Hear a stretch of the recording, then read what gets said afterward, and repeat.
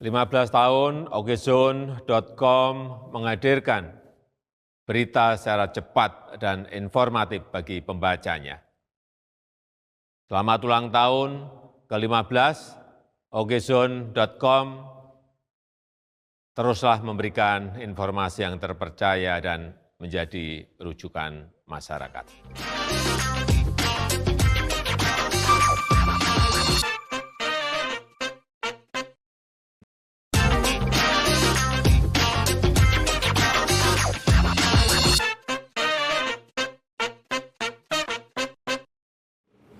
Assalamualaikum warahmatullahi wabarakatuh. Bismillahirrahmanirrahim. Tidak dipungkiri, eksistensi digitalisasi telah merasuk dalam seluruh aspek kehidupan masyarakat. Generasi pembaca berita pun telah bergeser dari pembaca berita cetak menjadi generasi pembaca berita online. Bahkan media jurnalistik tidak luput dari tuntutan era hiperkompetisi. Persaingan media tidak hanya terjadi antara media konvensional dan digital, tapi juga antara media jurnalistik dan non-jurnalistik, khususnya platform media sosial global. Bagi portal berita online, tentu tantangannya tidak terbatas untuk menyuguhkan informasi secara cepat dan akurat, tapi juga untuk terus mendorong transformasi internal agar media tetap langgeng. Menyikapi berbagai fenomena yang ada, saya berharap Okezone.com semakin matang sebagai media penyaji konten yang terpercaya bagi masyarakat Indonesia. Unsur kecepatan tidak boleh menjadi alasan untuk menyediakan berita-berita yang tidak terverifikasi kebenarannya. Di samping itu, seiring dengan situasi global maupun nasional yang sangat dinamis dan masih penuh ketidakpastian, saya berharap Okezone.com selalu menjadi media penebar semangat dan optimisme yang menggerakkan masyarakat untuk tetap produktif dan tangguh dalam situasi apapun, serta terus menjaga kerukunan dan persatuan bangsa. Teruslah menjadi mitra pemerintah yang baik dalam upaya penanggulangan pandemi COVID-19 dengan segala dampaknya, terutama dalam mengajak masyarakat untuk selalu mematuhi protokol kesehatan dan mengikuti program vaksinasi. Selamat ulang tahun yang ke-15 untuk portal berita online Okezone.com. Teriring doa semoga semakin produktif, inovatif, maju, dan mampu menjawab tantangan zaman. Tetaplah memegang teguh kode etik jurnalistik sehingga kepercayaan masyarakat senantiasa terjaga. Wallahul muwaffiq ila aqwamit thariq. Wassalamualaikum warahmatullahi wabarakatuh.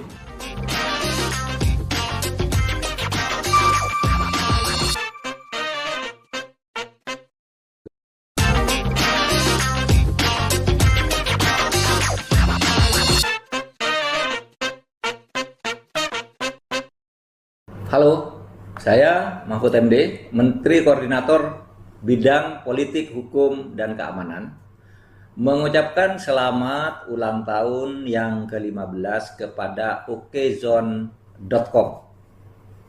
Okezone.com merupakan portal berita yang selalu menghadirkan informasi yang bermanfaat bagi masyarakat. Semoga Okezone.com selalu terdepan dengan sajian berita yang hangat, terpercaya, dan menjadi rujukan masyarakat Indonesia. Selamat!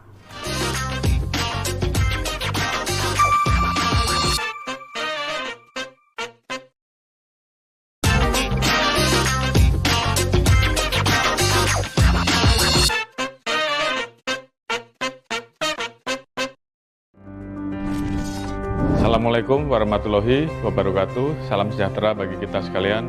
Shalom. Om Swastiastu, Namo Buddhaya, Salam Kebajikan.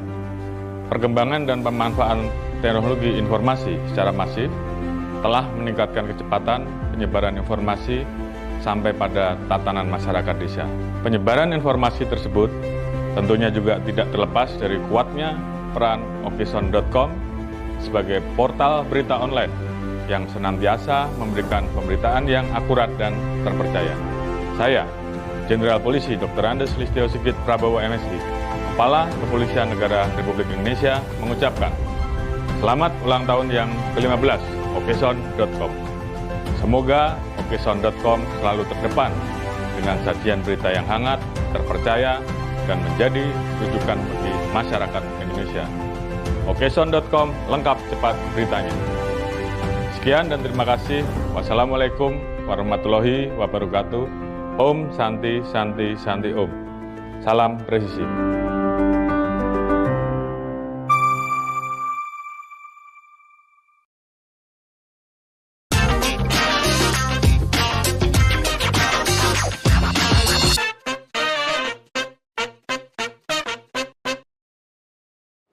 Selamat ulang tahun ke-15 Okezone.com. Okezone.com merupakan portal berita yang selalu menghadirkan berita-berita informatif dan bermanfaat bagi masyarakat. Semoga Okezone.com selalu terdepan dengan sajian berita yang hangat, terpercaya, dan menjadi rujukan masyarakat Indonesia. Klik Okezone.com, lengkap dan cepat beritanya.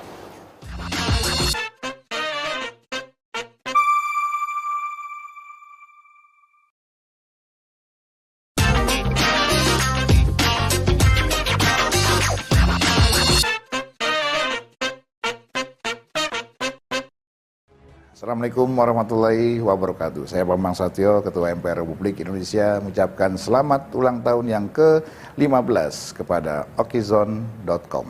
Okezone.com merupakan portal berita yang selalu menghadirkan berita-berita inovatif dan bermanfaat bagi masyarakat. Semoga Okezone.com selalu menjadi terdepan dengan sajian berita yang hangat, terpercaya, dan menjadi rujukan masyarakat Indonesia. Klik Okezone.com, lengkap dan cepat beritanya. Wabillahi taufiq wal hidayah. Wassalamualaikum warahmatullahi wabarakatuh.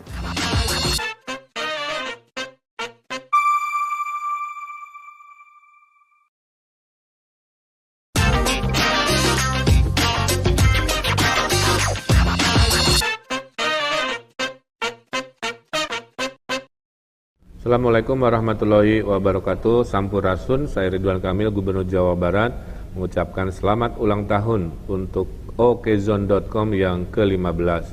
Dengan bertambahnya usia ini, semoga Okezone.com selalu terdepan dengan sajian berita yang sangat terpercaya dan menjadi rujukan masyarakat Indonesia. Dan tentu kami tunggu kolaborasi selalu dengan Jabar Juara menuju Indonesia Maju dan Juara. Klik Okezone.com, lengkap dan cepat beritanya. Hatur nuhun, wassalamualaikum warahmatullahi wabarakatuh.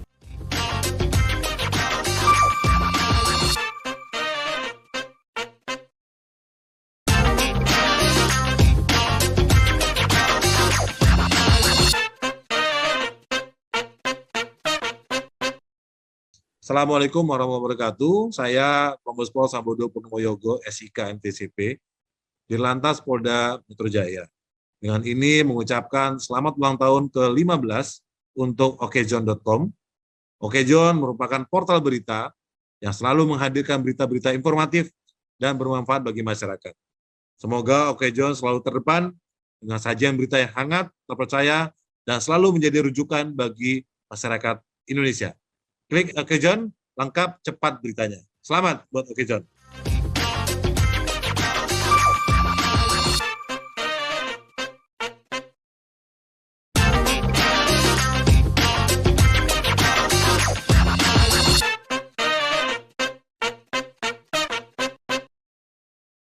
Assalamualaikum warahmatullahi wabarakatuh. Saya Profesor Muhammad Azhari, Rektor Institut Teknologi 10 November, ITS Surabaya. Keluarga besar ITS mengucapkan selamat ulang tahun kepada Okezone yang ke-15. Okezone ini luar biasa dalam usia yang ke-15, kiprahnya sudah luar biasa menjelajah masuk ke seluruh masyarakat Indonesia. Selamat ulang tahun yang ke-15, semoga Okezone semakin jaya, semakin memberi kontribusi kepada bangsa, khususnya dalam menyebarluaskan informasi dan pengetahuan kepada masyarakat seluruh Indonesia. Terima kasih. Assalamualaikum warahmatullahi wabarakatuh.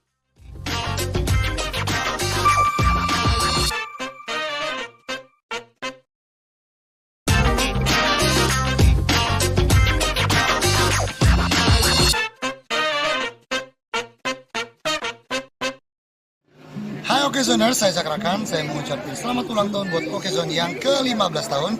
Semoga semakin hebat, semakin menyampaikan berita-berita yang hebat untuk masyarakat Indonesia.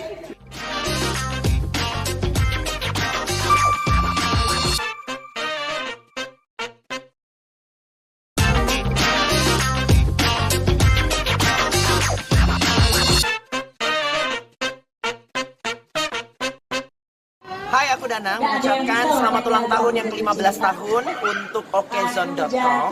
Semoga terus menjadi portal berita yang ter-up-to-date, terpercaya, dan terus mengedepankan edukasi dan hiburan. Semoga Okezone tetap jaya.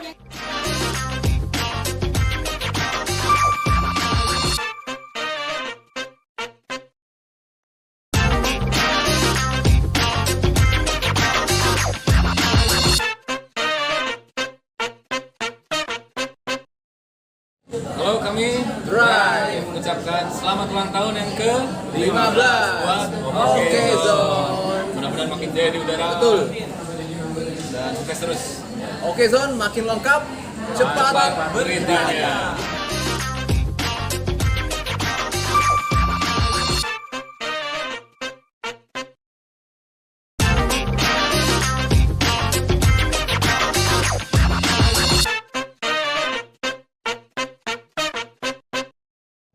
Halo, saya Ibnu Jamil mau ngucapin happy anniversary untuk okezone.com yang ke-15. Semoga semakin jaya, baik di darat, laut, dan udara. Sikat, John.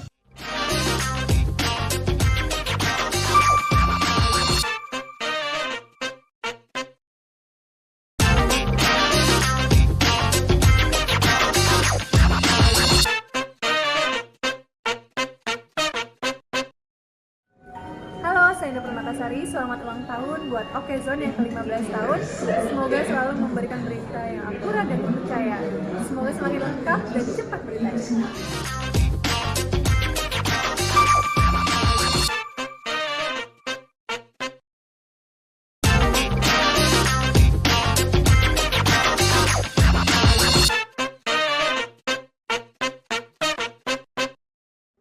Halo, saya Gini Gini yang mengucapkan selamat ulang tahun yang ke-15 untuk Okezone. Semoga makin maju terus, makin berkembang. Okezone makin lengkap, cepat beritanya.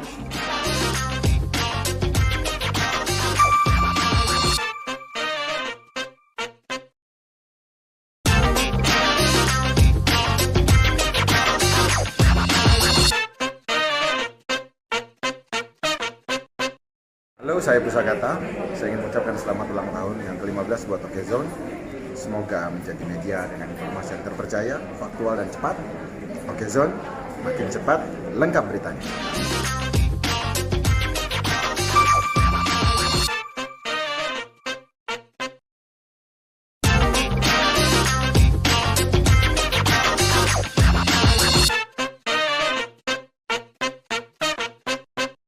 Semuanya, saya Umar Syahab mau mengucapkan selamat ulang tahun buat Okezone yang ke-15. Semoga selalu memberikan berita yang aktual, faktual, dan nyata. Mantap.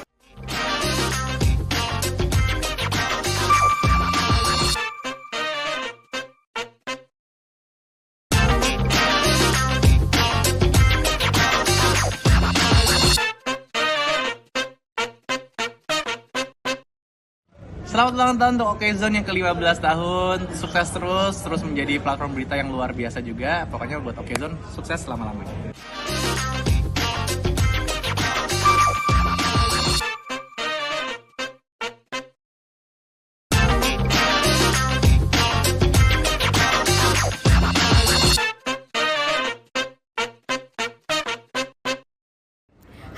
Saya Salim mengucapkan selamat ulang tahun yang ke-15 untuk Okezone. Pokoknya buat Okezone semakin lengkap, cepat beritanya. Pokoknya sukses buat Okezone.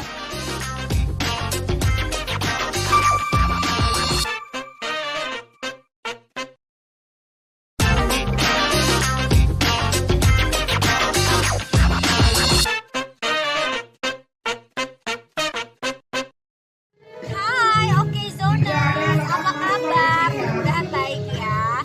Saskia mengucapkan selamat ulang tahun buat Okezone yang ke-15. Semoga jaya terus, semoga sukses terus dan banyak lagi pencintanya. Selamat!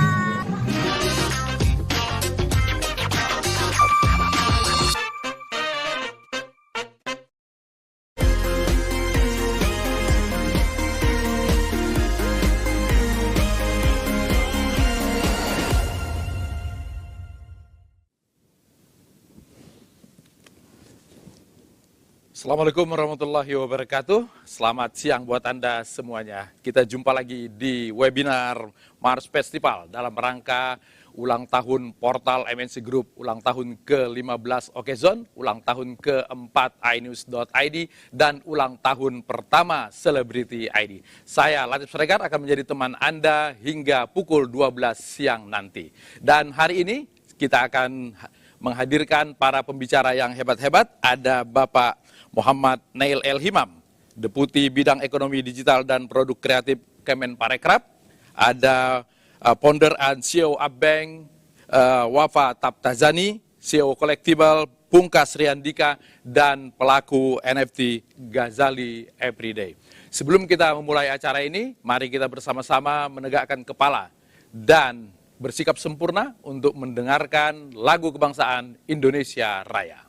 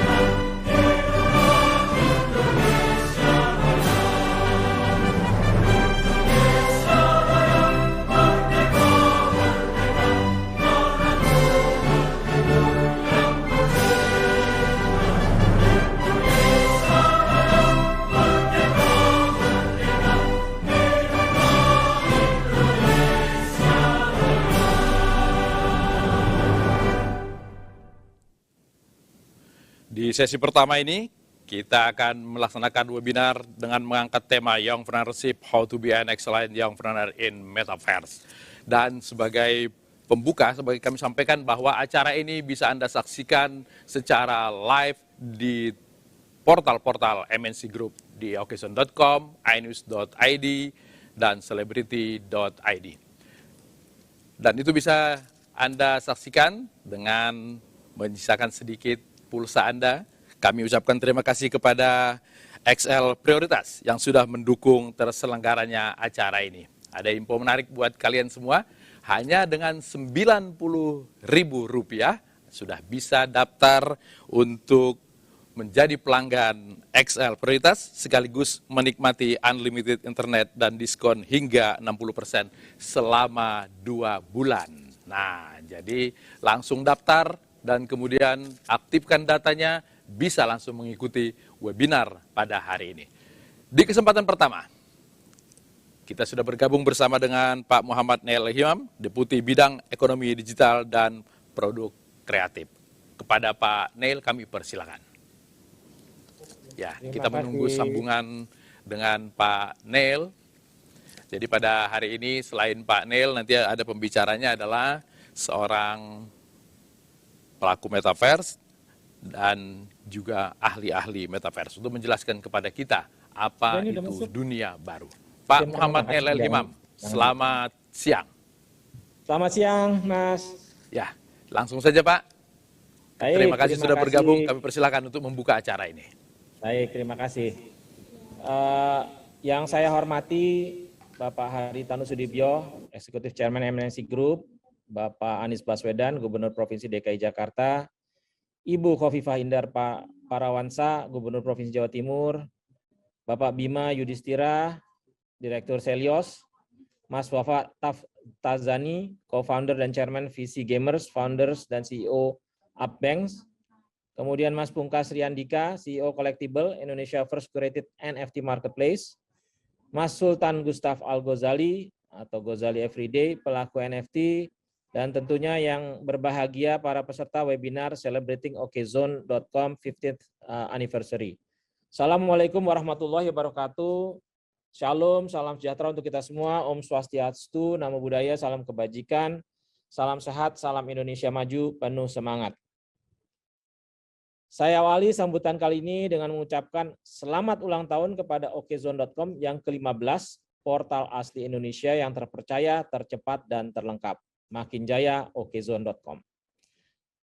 Marilah kita panjatkan puji syukur kehadirat Tuhan Yang Maha Esa karena berkat rahmat dan karunia-Nya acara webinar Celebrating OKZone.com 15th Anniversary dapat terlaksana hari ini. Semoga kita semua selalu dalam keadaan sehat walafiat di tengah pandemi COVID-19. Walaupun dilaksanakan secara daring, tidak mengurangi kualitas dan kebermanfaatan kegiatan ini. Para peserta seminar, perusahaan rintisan atau startup merupakan salah satu contoh bentuk transformasi digital dalam skema peningkatan efisiensi dan keterbaruan model bisnis. Presiden Jokowi menyatakan bahwa kita sekarang ini memiliki lebih dari 2.000 startup dengan potensi ekonomi digital sampai tahun 2025 diperkirakan mencapai lebih dari 140 miliar dolar Amerika. Berdasarkan data dari Startup Savant, terdapat 7 besar sektor industri startup yang dapat dihubungkan dengan emerging technologies, yaitu yang pertama tentunya e-commerce dengan proyeksi worldwide revenue pertumbuhannya pada tahun 2022 sebesar lebih dari 5,4 triliun US dollar. Yang kedua, nah ini juga karena mungkin dampak pandemi, yaitu di bidang healthcare tech atau health tech yang memiliki pangsa pasar sebesar lebih dari 74 miliar dolar di tahun 2020. Berikutnya yang ketiga adalah artificial intelligence AI yang terbagi menjadi software, hardware, dan services. Potensi nilainya pada tahun 2019 sebesar 39,9 miliar dolar. Yang keempat, delivery services, karena sejak pandemi juga mobilitas masyarakat berkurang tentunya dan lebih banyak berada di rumah. Dan tentunya kita membutuhkan delivery services ini untuk mendatangkan barang ke kita. Potensi nilainya pada tahun 2020 senilai lebih dari 10 miliar dolar Amerika. Berikutnya yang kelima adalah educational technology atau edtech yang potensi nilainya tahun 2020 sebesar lebih dari 89,49 miliar dolar Amerika. Berikutnya yang keenam adalah financial technology atau fintech dengan prediksi potensi nilainya di tahun 2022 ini sebesar 309,98 miliar dolar Amerika. Dan yang terakhir yang ketujuh adalah shared mobility yang termasuk dalamnya adalah ride hailing, ride sharing, dan seterusnya. Prediksi potensi nilainya di tahun 2026 mencapai 238,9 miliar dolar Amerika. Para peserta webinar yang saya hormati, para pelaku industri kreatif yang banyak tumbuh dari UMKM juga telah memberikan kontribusi PDB Indonesia pada bulan Maret kemarin 2020 mencapai lebih dari 8.000 triliun atau sebesar 61%, lebih dari 61%. Dan UMKM ini juga mampu menyerap 97% dari total tenaga kerja yang ada, serta dapat menghimpun sampai 60% lebih dari total investasi di Indonesia. Saat ini dengan jumlah penduduk sekitar 272 juta orang, rasio jumlah entrepreneurship atau kewirausahaan di Indonesia baru mencapai sekitar 3,4%. Angka ini cukup jauh dibandingkan negara-negara tetangga Singapura yang berada di angka 8,7 atau negara-negara maju lainnya di angka kisaran 14 sampai dengan 15%. Arahan Bapak Presiden Joko Widodo dalam transformasi digital Indonesia menuju visi Indonesia 2045 secara tegas menyatakan bahwa kedaulatan dan kemandirian digital harus menjadi prinsip penting dalam transformasi digital kita. Pemerintah telah menyusun peta jalan Indonesia Digital 2021 hingga 2024 yang diharapkan bisa mempercepat dan meningkatkan pemanfaatan serta pengembangan teknologi digital dan diharapkan terjadinya juga peningkatan PDB sebesar 1%, serta digitalisasi UMKM bisa mencapai 50%. Selain itu, 2,5 juta lapangan kerja baru dapat tercipta dan melatih lebih dari 600.000 talenta digital setiap tahunnya. Rekan-rekan sekalian, sekarang sedang tren istilah metaverse. Istilah metaverse ini menjadi sangat populer dalam beberapa tahun terakhir ditambah dengan adanya pandemi COVID-19 ini yang mengharuskan orang bekerja dan belajar dari rumah. Metaverse dianggap sebagai bagian dari evolusi industri digital. Di masa depan, industri digital tidak lagi merupakan sebuah layanan, tapi sebuah platform. Artinya, tidak hanya digunakan sebagai tempat untuk bermain, tapi juga berkumpul bersama dan teman-teman melakukan kegiatan yang lainnya, kegiatan digital lainnya. Menurut Nuzu, terdapat setidaknya 16 industri pertama yang telah bergabung dalam metaverse, yaitu musik, dengan berbagai konser yang ada di metaverse, TV, film, fashion, kosmetik, olahraga, pendidikan, art, FMCG, fast moving consumer goods, otomotif, pariwisata, retail, perkantoran, dan juga perindustrian. Muncul banyaknya pemain lokal yang mengusung konsep metaverse, sebut saja misalnya Archipelago, sebuah metaverse yang terinspirasi oleh warisan budaya tanah air, atau Soul Cups yang merupakan sebuah permainan trading card digital dengan aset NFT yang menjadi kartu-kartunya yang ke depan akan dikembangkan dan mencakup juga nantinya merchandise, komik, film, dan animasi, hingga akhirnya terbentuk sebuah ekosistem metaverse yang matang. Teman-teman sekalian, untuk meningkatkan jumlah entrepreneurship maupun talenta digital dalam menghadapi era metaverse ini, baik secara kuantitas maupun kualitas, Kemenparekraf dan Baparekraf menyelenggarakan beberapa program, antara lain dapat kami sebutkan di sini Baparekraf Developer Day atau BDD, Baparekraf Digital Talent atau BDT, kemudian Baparekraf Digital Entrepreneurship atau BDE, juga ada Baparekraf for Startup atau Backup.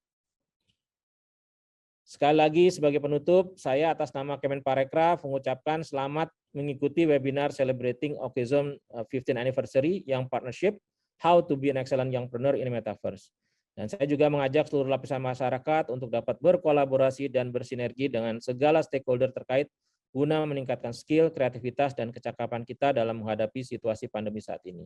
Serta makin banyak yang mengambil peran untuk meningkatkan kebudayaan kita dalam mewujudkan misi besar dalam pemulihan ekonomi nasional. Demikian kami sampaikan. Wabillahi taufik wal hidayah. Wassalamualaikum warahmatullahi wabarakatuh. Om Santi Santi Santi Om. Terima kasih. Ya, terima kasih Pak Himam. Ini menarik sekali. Jadi sudah ada peta jalan, kemudian ada ekosistem digital yang dibangun. Jadi perhatian pemerintah kepada lapangan kerja dan mendorong UMKM untuk terjun di dunia baru metaverse sangat besar sekali. Mudah-mudahan teman-teman kita nanti yang akan berbincang di sini bisa menyesuaikan dengan apa yang Pak Himam sampaikan. Terima kasih Pak Himam. Assalamualaikum. Ya, itu tadi Pak Himam. Kita segera saja berbincang dengan para narasumber. Untuk audiens semuanya yang ingin bertanya kepada 3 narasumber yang hebat-hebat nanti, kami persilakan mengisi kolom Q&A dengan format nama, domisili, dan ditujukan ke siapa. Tentu saja jangan lupa pertanyaannya apa. Nanti kalau enggak cuma nyapa-nyapa aja jadinya kan. Ya, kita langsung saja masuk ke sesi talkshow. Dan sudah bergabung bersama kita narasumber yang akan memberikan penjelasan kepada kita apa itu metaverse dan bagaimana kita bisa menjadi sultan seperti Ghazali Everyday. Dan hari ini sudah ada founder and CEO Bank, Wafa Taptazani. Wafa, Assalamualaikum. Halo, waalaikumsalam Pak. Salam semua. Salam, oke. Kemudian ada CEO Collectible, ada Pungkas Riandika. Assalamualaikum Pungkas. Terima kasih. Halo. Ya, dan yang ketiga, Gozali Everyday, pelaku NFT. Selamat pagi Gozali. Pagi Pak. Ini sudah kaya raya kok masih kurus. Ya, nah masing-masing narasumber ini akan saya ajak berbincang selama 10 menit. Diawali dari Wafa Tabtazani, founder NCOA Bank, co-founder Chairman PC Gamers. Wafa? Iya Pak. Ya, kalau dengar-dengar metaverse kemarin agak rame karena katanya bisa umroh secara digital. Lalu kemudian ternyata tadi Pak Himam bilang ada film, ada musik, wisata, ada arsipelago, dan mungkin nanti bisa, kalau main bola mungkin sudah biasa ya karena ada game bola selama ini. Tapi untuk singkatnya memberikan penjelasan kepada kita, apa sih sebetulnya dunia baru metaverse itu? Ya, baik Pak, terima kasih untuk pertanyaannya yang menurut saya sangat bagus. Menjadi kesempatan bagi saya juga untuk menjelaskan sekaligus meluruskan tentang apa sih sebenarnya metaverse itu gitu. Karena sekarang saat ini di Indonesia cukup banyak interpretasi. Jadi kalau di dunia itu dan di global definisi untuk metaverse ini sudah cukup konsisten, tapi di Indonesia masih ada multi interpretasi gitu ya Pak ya. Yang bisa saya luruskan di sini, metaverse itu adalah gabungan dari semua elemen-elemen yang ada di dunia Web3 secara kolektif yang kemudian dibuat saling berinteraksi satu sama lain dalam suatu dunia virtual gitu. Jadi metaverse itu tidak sama dengan dunia virtual. Virtual space di mana kita menggunakan AR device atau virtual reality device dan lain-lain. Metaverse itu lebih dari itu. Metaverse itu adalah ketika dunia virtual digabungkan dengan teknologi blockchain, teknologi kripto, dan teknologi NFT untuk kemudian ekonomi dan interaksi sosial di dalam dunia virtual itu berjalan. Baru ketika semua elemen itu ada, dunia virtualnya ada, NFT-nya ada, kriptonya ada, blockchain-nya ada, baru dia kemudian bisa disebut sebagai metaverse. Kira-kira seperti itu Pak. Oke. Dan mungkin singkat satu lagi, sebenarnya dalam metaverse itu kita bisa melakukan apa aja. Hampir semua yang kita bisa lakukan di dunia nyata itu bisa dilakukan di metaverse, tergantung dari pengembangan kontennya seperti apa. Tapi yang utamanya adalah tanahnya dulu, areanya, space-nya. Seperti kita di dunia nyata, apapun itu butuh area, butuh tempat. Nah, kalau di dunia metaverse itu butuh tanah. Makanya kita di Transverse, kebetulan PC Gamers bekerja sama dengan Transverse Entertainment untuk meluncurkan Transverse.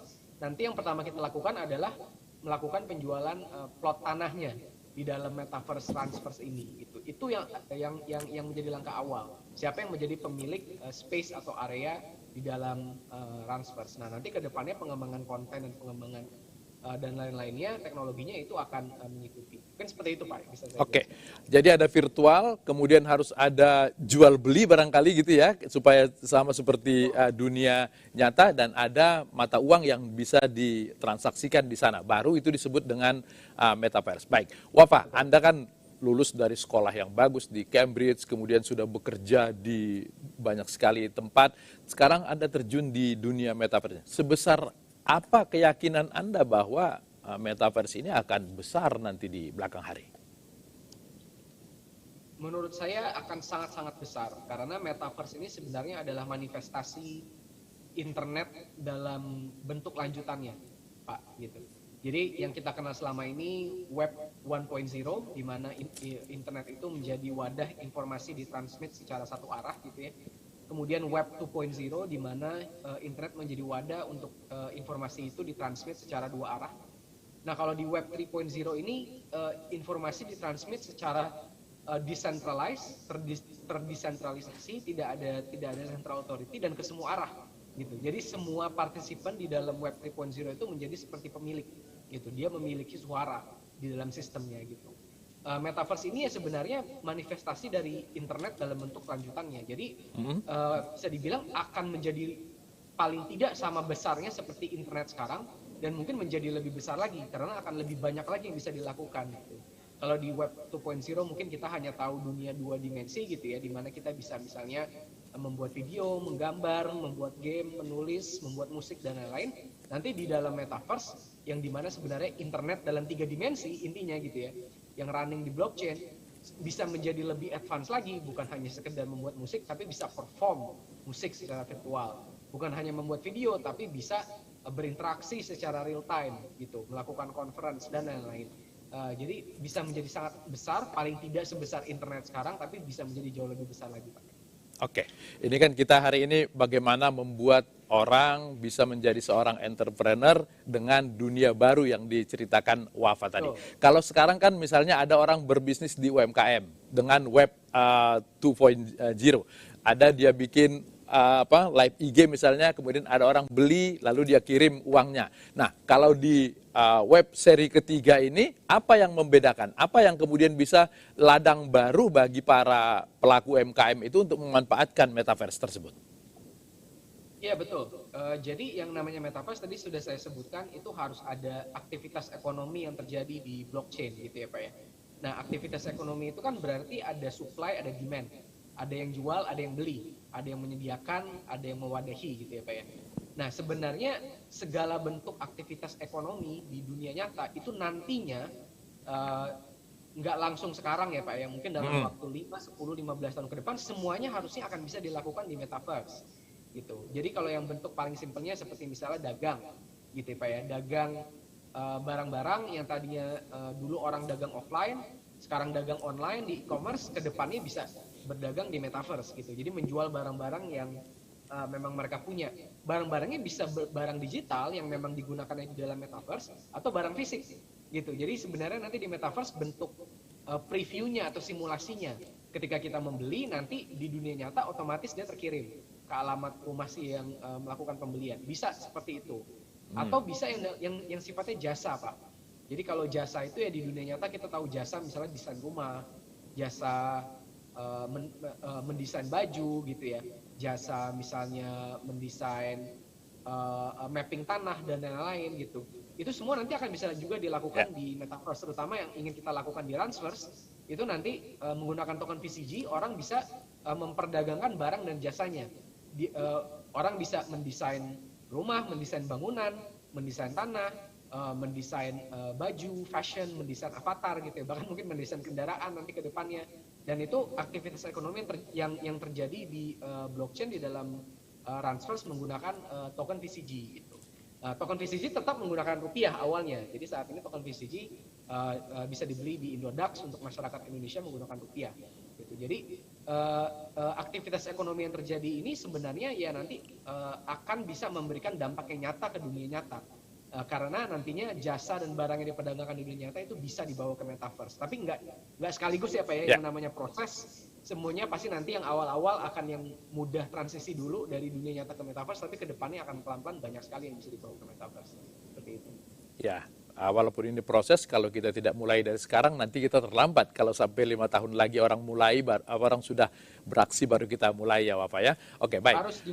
Kalau tadi diceritakan tentang di Transverse itu, ada jual beli tanah. Kira-kira yang bisa dibangun di tanah itu kemudian bisa menjadi uang itu apa?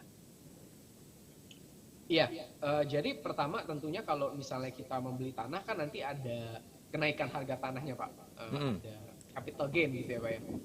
Karena supply-nya kan tetap, jadi tidak bisa ditambah lagi tanahnya. Sedangkan nanti demand akan terus naik gitu. Jadi pertama dari capital gain, dari kenaikan harga aset tanah yang ada di dalam dunia virtual itu. Kemudian yang kedua, nanti di atas tanahnya orang juga bisa istilahnya ya memperdagangkan barang atau jasanya gitu. Jadi misalnya dia entertainer, misalnya dia penyanyi atau pesulap gitu, dia bisa membuat area di mana dia bisa melakukan melakukan performance apapun itu nanti keahliannya gitu ya di plot tanah itu. Dan dia bisa membuat acara virtual atau virtual event yang bisa dihadiri oleh semua orang yang ada di Transverse itu. Itu satu contoh.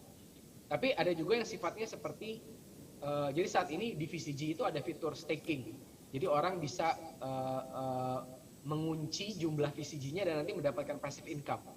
Sekarang rate-nya di 25% per tahun dari equivalent USD value dari VCG, token VCG yang mereka hold. Nah itu nanti untuk beberapa aktivitas tertentu di Transverse orang bisa mendapatkan multiplier. Jadi 25% dikali berapa kali gitu Pak? Mungkin bisa 1,5 kali, bisa 2 kali, bisa 3 kali gitu. mereka akan mendapatkan return itu dalam bentuk passive income gitu. Itu beberapa contohnya gitu Pak. Ya tentunya kalau nanti harganya naik dan dia menjual tanahnya ke orang lain, artinya terjadi secondary market transaction di sini gitu. Kalau seperti saham kan setelah initial offering akan ada secondary gitu Pak ya, secondary market. Ada orang yang menjual dari pemegang saham lainnya, membeli dari pemegang saham lainnya. Sama seperti itu. Jadi nanti kita sebagai pemilik tanah di Ransfers bisa menjual ke orang lain yang ingin membeli tanah dari kita, entah itu individu atau perusahaan. Dan di situ juga nanti akan ada transaksi yang terjadi di situ, yang berarti akan ada nilai ekonomi yang tercipta di situ. Seperti itu Pak. Itu contoh beberapa aja. Ya. Beberapa waktu yang lalu Wafa pernah bertemu dengan Bapak Presiden. Kalau menurut Wafa sendiri, perhatian pemerintah kepada dunia baru metaverse ini seperti apa? Menurut saya pemerintah sudah sangat luar biasa terbuka dan sangat luar biasa proaktif. Kita lihat dari BUMN sendiri juga banyak yang melihat metaverse ini sebagai sebuah potensi dan mereka sudah mengambil langkah-langkah ke arah sana. Saya juga tahu sekarang beberapa elemen di pemerintah sendiri juga sedang menyiapkan inisiatif mereka di bidang metaverse. Menurut saya sekarang sudah sangat suportif dari pemerintah. Mengenai kripto sendiri juga sekarang cukup jelas di bawah pengawasan Kementerian Perdagangan melalui Bapepti, karena kripto dianggap sebagai komoditi dan aset-aset di dalam metaverse pun nanti kan juga kita anggap sebagai komoditi Pak, komoditas gitu ya, karena sifatnya itu NFT. Jadi kalau Bro Gozali kan NFT-nya selfie-nya gitu ya. Nah nanti di Ransfers itu semua barang di sana itu NFT Pak. Jadi tanahnya itu NFT, baju yang dipakai oleh avatar itu NFT, kendaraan yang dipakainya itu NFT. Berarti kan dia sifatnya seperti komoditi atau intellectual property dan itu sudah ada kerangka hukumnya di bawah Kementerian Perdagangan. Tinggal nanti bagaimana ekosistem ini dibuat lebih vibrant lagi, dibuat lebih kaya lagi dan dibuat lebih bisa memberikan impact lagi Pak untuk ekonomi nyata. Orang bisa memiliki lapangan pekerjaan atau yang tadinya mungkin kehilangan pekerjaan di dunia nyata, kalau dia memiliki skill seperti misalnya mendesain NFT, mendesain gambar, mendesain bangunan, memberikan jasa, itu bisa dilakukan juga nanti eventually di dunia metaverse ini. Jadi menurut saya overall pemerintah sudah sangat positif, tinggal bagaimana terus kerjasama baik ini bisa dilanjutkan Pak antara pemerintah dan swasta dan juga komunitas Web3 yang ada di Indonesia. Oke, dengan ekosistem yang begitu bagus dan ada juga perhatian besar dari pemerintah, apa tips dan pesan dari Wafa buat anak-anak muda, anak-anak milenial yang ingin memulai bisnis supaya nanti tidak terlambat ketika orang lain sudah berlari sangat jauh? Kalau menurut saya, pertama kita harus punya rasa optimisme, karena jujur aja Pak, ketika kita meluncur project ini banyak yang pesimis juga, banyak yang persepsinya sangat negatif gitu. Jadi mereka ngeliat, aduh project Indonesia nih pasti gagal gitu. Aduh token Indonesia nih pasti tipuan gitu, atau pasti nggak bener nih gitu mengembangkannya. Menurut saya ini mindset yang udah harus mulai dikesampingkan. Kita harus yakin kalau Indonesia bisa, kita harus yakin kalau Indonesia bisa bersaing di level global dan kita harus optimis gitu dan kita harus mendukung. Karena bisa dibilang Web3 ini di riset Pak. Di Web 2.0 kita udah ketinggalan 10 tahun, 15 tahun lah Pak gitu. Ketika di Amerika dan di Eropa perusahaan-perusahaan internet Web 2.0 sudah mulai berkembang di tahun 90-an dan di awal tahun 2000-an, kita tuh masih belum gitu. Kita masih jauh. Kita baru mulai embrace internet fully itu mungkin tahun 2012 ke atas ya Pak ya. Ketika sudah mulai bermunculan perusahaan seperti Tokopedia, Gojek yang benar-benar mengembrace internet secara full. Web 2.0 saat itu. Dan itu kira-kira sekitar 10 sampai 15 tahun setelah perusahaan-perusahaan di Amerika dan di Eropa mulai mengembrace internet Web 2.0 secara full gitu Pak. Itu terlambat sekali. Nah sekarang di Web 3.0 ini semua di riset. Race-nya dimulai dari awal gitu. Jadi jangan sampai nanti di Indonesia kita merasa karena adanya pesimisme kemudian negatif gitu. Jadi kita takut diundur-undur dimulainya gitu ya, karena kita alergi gitu, takut dengan apa yang sedang terjadi sekarang, kita jadi terlambat lagi gitu, baru nanti mulai ngelihatnya tahun 2030 gitu misalnya Pak. Ya bisa aja sih tahun 2030, tapi nanti ya di negara-negara lain udah jauh lebih maju lagi dan kita menjadi market lagi, kita menjadi konsumen lagi, bukan menjadi tidak produsen. Pernah jadi pelaku begitu ya? Nggak pernah jadi pelaku, kita selalu jadi market. Itu yang sebenarnya saya ingin coba ubah Pak. Iya, saya dipanggil Bapak jadi saya merasa tua. Wafa ini usianya berapa? Saya 30 Pak. 30, beda 2 tahun dengan saya. Baik, Wafa Taptazani, award winning Cambridge Educated Executive. juga entrepreneur dan investor dengan lebih dari 10 tahun pengalaman di bidang teknologi, digital entertainment, corporate finance, dan public policy, juga international relation. Wapa jangan kemana-mana dulu karena banyak sekali pertanyaan nanti yang sudah masuk. Nah, selanjutnya kita ke pembicara kedua, ada Pungkas Riandika. Pungkas Riandika adalah CEO Collectible Indonesia, first curated NFT marketplace. Sudah 15 tahun berpengalaman di bidang new media melalui industri brand consulting, FMCG, retail, hingga venture capital.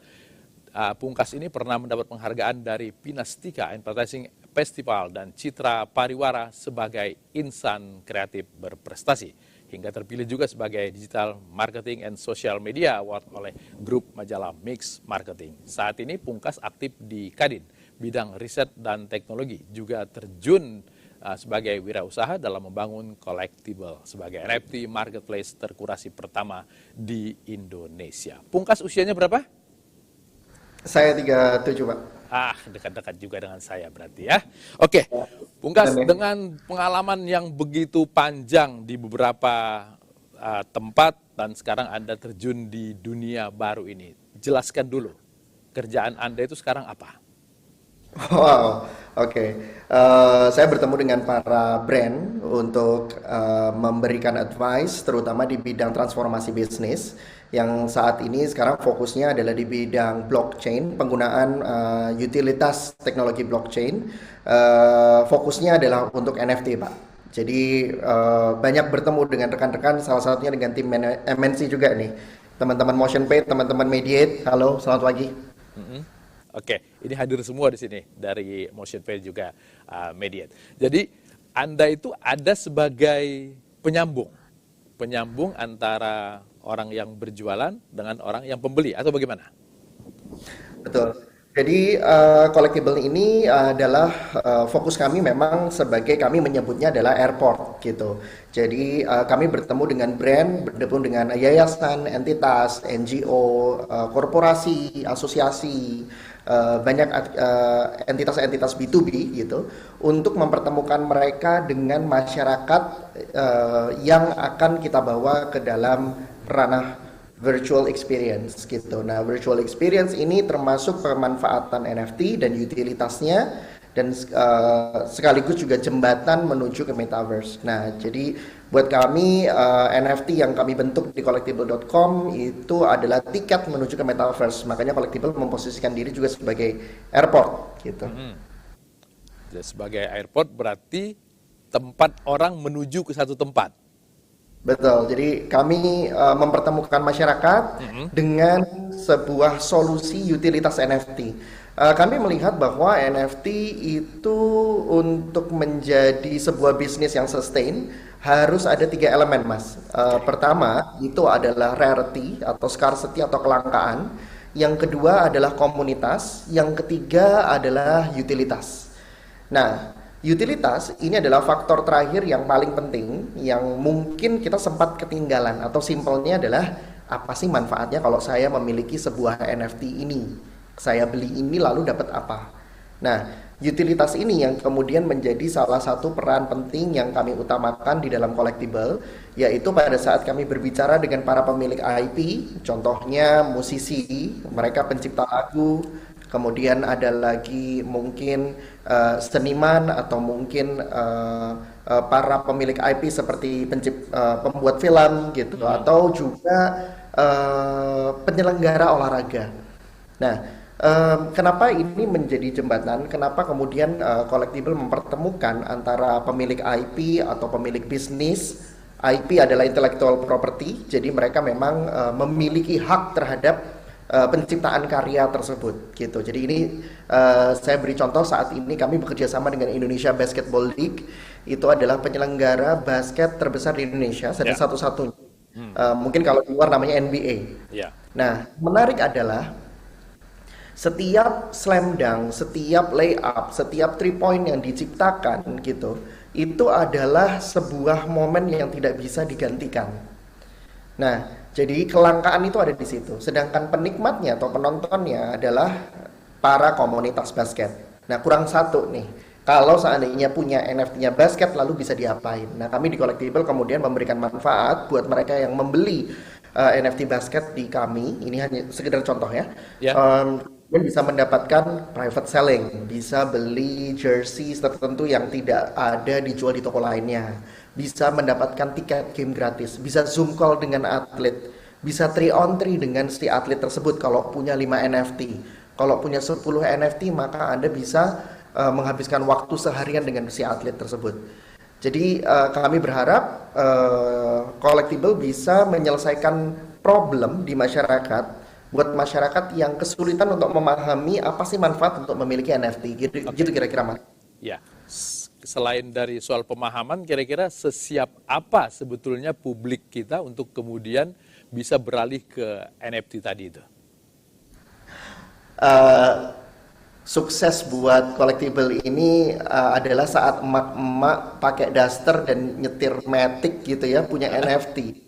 Jadi siap apa hari ini mungkin belum siap, tapi harapan saya adalah kita bisa membumikan fungsi NFT.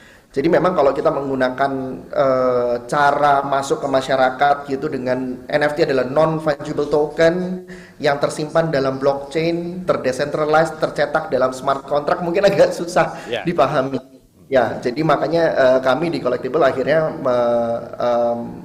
mencoba untuk masuk dan menawarkan cara baru, yaitu satu, membeli NFT bisa dengan rupiah. Yang kedua, beli NFT ada manfaatnya, ada benefitnya, ada utilitasnya. Dan yang ketiga itu benar-benar bisa dipindah tangankan si benefit dari NFT tersebut. Nah, dari situ terus kami kemudian bilang ke masyarakat bahwa ternyata NFT itu tidak sama bedanya atau sama saja dengan membership dari sebuah swalayan, membership dari sebuah layanan gitu. Jadi sama seperti orang punya handphone harus beli pulsa supaya dia berlangganan data. Nah, sama sekarang ke depannya saya harap masyarakat Indonesia semuanya akan punya NFT untuk bisa menikmati utilitas-utilitas baru dari para brand.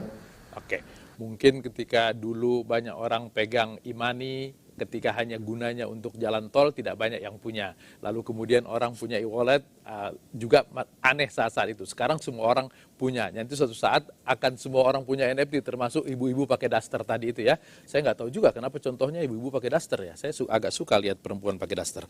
Oke, baik. Pungkas, problem apa yang harus kita selesaikan di hari-hari ini, di awal-awal ini, supaya kemudian komunitas NFT itu berkembang dengan baik nantinya? Terima kasih pertanyaannya. Jadi memang saya melihat akhir-akhir ini ada berita buruk. Nah, loh, harusnya kita positif, tapi kok malah justru berita buruk. Jadi berita buruknya adalah karena pencitraan NFT belakangan ini malah justru dipenuhi dengan penipuan gitu. Dengan scam, dengan fraud, dengan berbagai macam lah istilah-istilah yang namanya pump and dump, rug pull, dan lain sebagainya gitu. Sedih sekali sebenarnya di awal mula NFT itu diadopsi oleh masyarakat, tapi justru mereka mendapat pengalaman yang buruk gitu. Nah, jadi hal pertama yang perlu dilakukan saya rasa adalah memilih platform yang tepat, yang memiliki ekosistem yang resmi gitu. Nah, itu yang harus dilakukan masyarakat gitu. Yang kedua adalah benar-benar mengenali project NFT tersebut. Jadi mengenali project NFT tersebut ini tidak hanya dengan membaca, tapi juga diusahakan untuk bertemu, berbicara, mengikuti gitu. Kita orang Indonesia, budayanya adalah kopi darat. Budayanya adalah silaturahmi gitu. Mungkin kalau di luar gitu ya cukup gitu ngobrol di instant messaging, di aplikasi forum-forum digital gitu cukup gitu. Tapi orang Indonesia ini butuh itu gitu, butuh pertemuan gitu. Nah, makanya saya rasa problem-problem yang sekarang dihadapi oleh industri NFT pertama adalah pencitraan kali.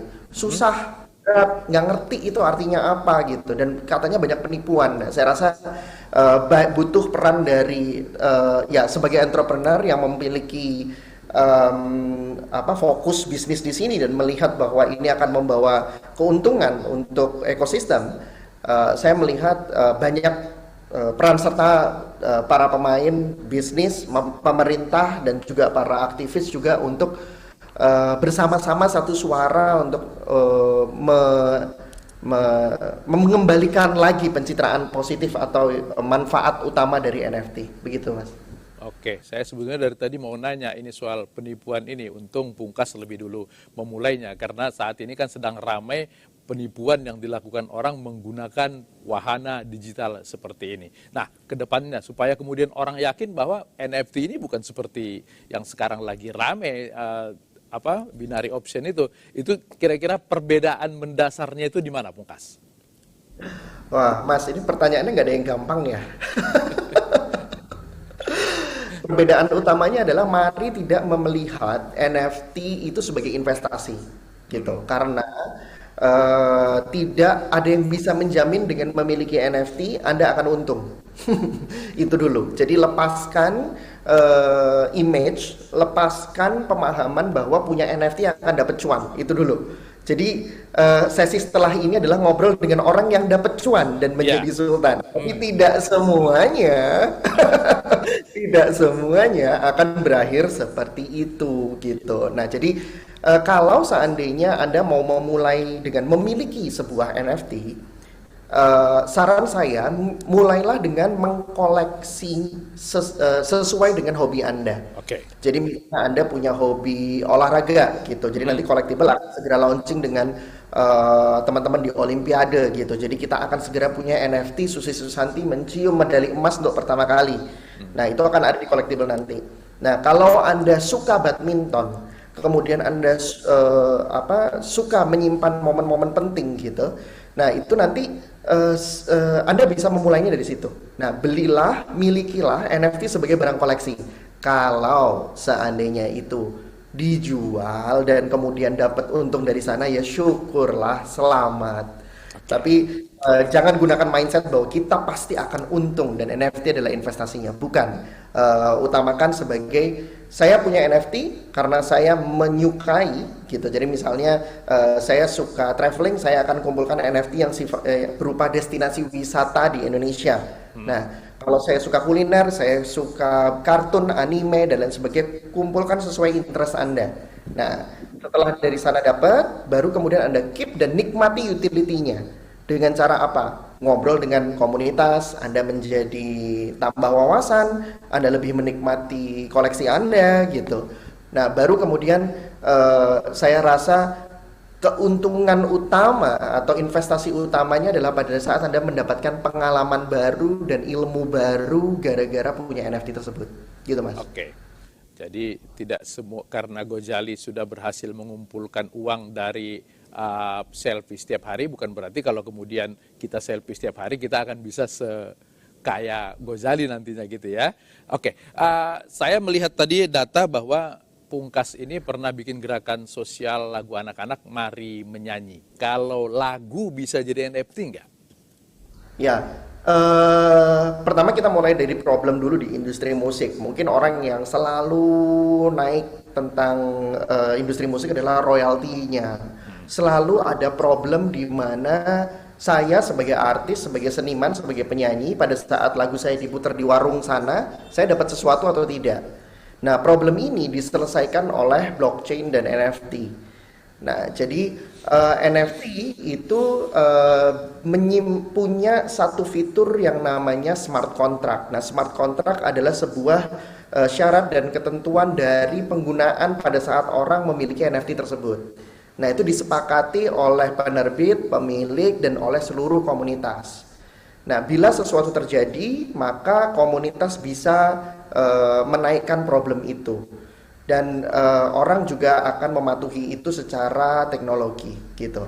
Nah, jadi pada saat sebuah musik dilempar gitu ke dalam blockchain dan orang bisa memilikinya dalam bentuk NFT, maka kita bisa mulai kreatif menyesuaikan NFT royalty ini seperti apa. Nah, kebetulan Collectible punya bekerja sama dengan Lale Ilmanino. Mereka adalah para komposer terbaik Indonesia selama 3 tahun berturut-turut ya. Lagunya yang terakhir bersama Eva Celia yang Krisya itu. Kami bersama dengan Lale Ilmanino kemudian menyelesaikan problem royalty ini dengan beli 5 NFT-nya Lale Ilmanino, maka Anda bisa curhat dan dibikinin lagu sama mereka. Beli 15 NFT-nya Lale Ilmanino, maka Anda bisa menentukan siapa penyanyinya. Beli 35 NFT-nya Lale Ilmanino, maka Anda bisa mendapatkan royalti dari si lagu tersebut pada saat lagu itu beredar di pasar. Artinya apa? Maka orang-orang pemegang NFT ini itu akan melindungi dan seakan-akan menjadi stakeholder atau salah satu orang yang juga memiliki manajemen Lale Ilmanino gitu. Nah, dari situ kemudian Lale Ilmanino akan terpancing, terstimulasi untuk terus berkarya baik, sementara orang-orang juga menjadi advocate pada brand tersebut gitu. Nah, jadi orang-orang pemegang NFT ini kemudian akan mendapatkan akses menuju konser gratis atau konser pribadi gitu dan berbagai macam merchandise mereka. Nah, bentuk-bentuk hal seperti ini yang kemudian menjadi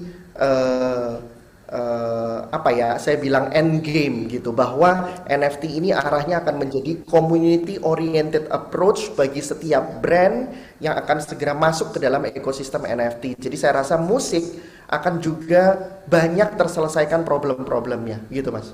Oke, jadi ada hobi, ada kreativitas, dan ada dunia digital yang memudahkan kita untuk semuanya. Itu mudah-mudahan bisa membuat kita menjadi orang kaya baru tanpa harus menipu orang lain. Pungkas Riandika, terima kasih. Jangan kemana-mana dulu karena ini banyak sekali yang nanya nih. Kalau tadi saya lihat sudah ada 2.000 pertanyaan. Ya, sebelum kita melanjutkan, saya ingatkan kembali untuk audiens webinar pada hari ini. Jika Anda ingin bertanya, bisa jadi curhat, atau pengen jadi mitra dari Wafa ataupun Pungkas, ketik pertanyaannya dengan format nama, domisili, ditujukan ke siapa, dan tentu saja harus ada pertanyaannya. Nah, kita lanjut ke pembicara ketiga, ada Sultan Ghazali. Sultan Ghazali, selamat siang. Siang, Pak. Tadi pertanyaan saya di awal, kok Anda sudah punya banyak duit masih kurus? Ya, ini kurus karena emang makannya milih-milih sih, Pak. Oh, milih-milih. Kalau sekarang sudah milih-milih, kalau dulu susah beli. Iya. Udah ketemu belum sama Ibu Sri Mulyani? Belum. Wow, hati-hati loh, Anda dikejar-kejar Ibu Sri Mulyani, kan pajaknya besar tuh. Kemarin dapat berapa M sih? Total bersih pendapatan saya sih sekitar 41 ETH atau sekitar 1,7 M mungkin. 1,7 M pada saat ini. Yeah. Katanya kemarin saya sempat baca Ghazali punya duit segitu untuk bayar utang. Berapa sih utangnya kok sampai butuh 1,7 M untuk bayar utang? Ya. Enggak, itu masalah internal sih. Aslinya bukan MM-an utangnya, bukan? Bukan. Berarti duit Anda waktu itu dikit banget dong, sampai utang sedikit aja nggak bisa bayar. Iya. Tapi kok bisa punya pulsa tiap hari terus selfie tiap hari?